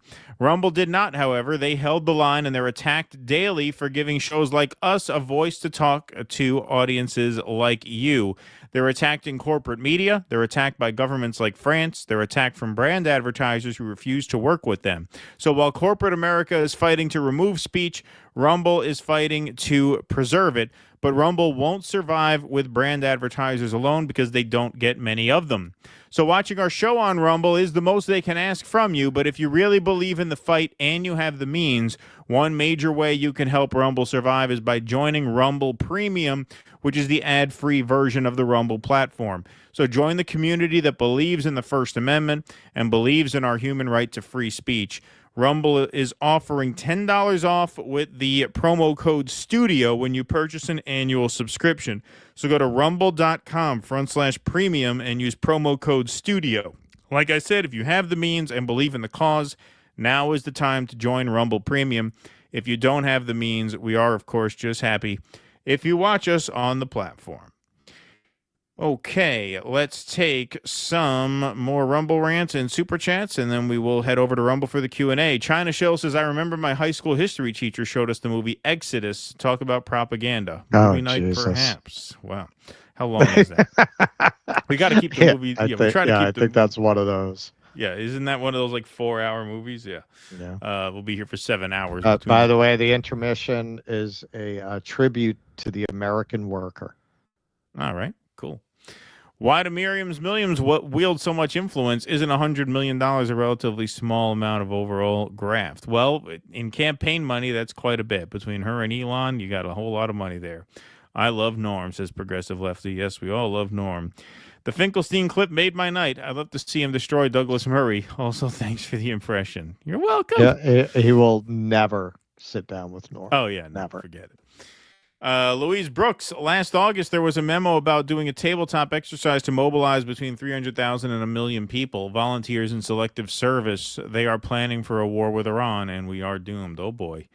Oh, boy. That's no good, Louise. Furrow Queen Fire Dancer, I've got your guys' back. I've smashed the like button. Still the only thing getting smashed in my house. Never mind. Break it off in BlackRock. Make Ukraine Russia again. Hello, Sparky. Thank you, Furrow Queen. Seeing the Time logo fade into the TikTok logo is almost poetic. Thank you for that. John M. in Minnesota. I meant docs as in documents. One source, independentsentinel.com. Got it. Thank you, John. Appreciate that. Okay. What do we got here? Louise Brooks. She had fingernail polish that is used by MS-13. Deport her. OMFG, of course. Conda Strike. Hey, DD. Without the administrative error, we would see Kilmar go to Guantanamo instead of back to El Salvador. I'm not sure which is worse because, like Douglas Murray, I've never been there. Great show. Thank you, Counter-Strike. Appreciate that very much. The Yuppies over on YouTube says, I'm conflicted. Murray was right on Cooper, wrong on Palestine. Well, look, like I said, being right about Cooper does not take any great intellectual prowess. And like I said, even in that example, even in that, he's right for the wrong reasons. He's right for the wrong reasons, and he's the last person to make an argument like that, I think. So there you go. Oops, what did I do? I hit the wrong button. Okay, folks, that is our show. We appreciate you being here very much. Phone lines are open, so callers, if you want to start forming a queue, you could do so now. We are going to take a 5-minute intermission, and then for those who are so inclined, you can join us over on Rumble for the post-show Q&A. We got a 5-minute intermission curated and crafted by Russell Dobular, and then we will start the Q&A promptly on the other side. Thank you very much for being here tonight. DueDissidents.com/Rumble takes you right to this stream. Thanks to Jake for making that link. Thanks to Jake for being in the booth tonight. Thanks to all the audience for being here. If you want to join us, there's the link to do it. We'll see you in 5 minutes. Otherwise, we'll see everybody back here Tuesday, 2 p.m. Eastern. That's our next public show. Until then, thanks for this evening. And I will be live from Buffalo. That's right. That's right. I forget. Yeah, Russell's going to Buffalo tomorrow. So Russell will be live from Buffalo on Tuesday. Until then, everybody, thanks for being here tonight. Be safe and be well. Courage! Please clap.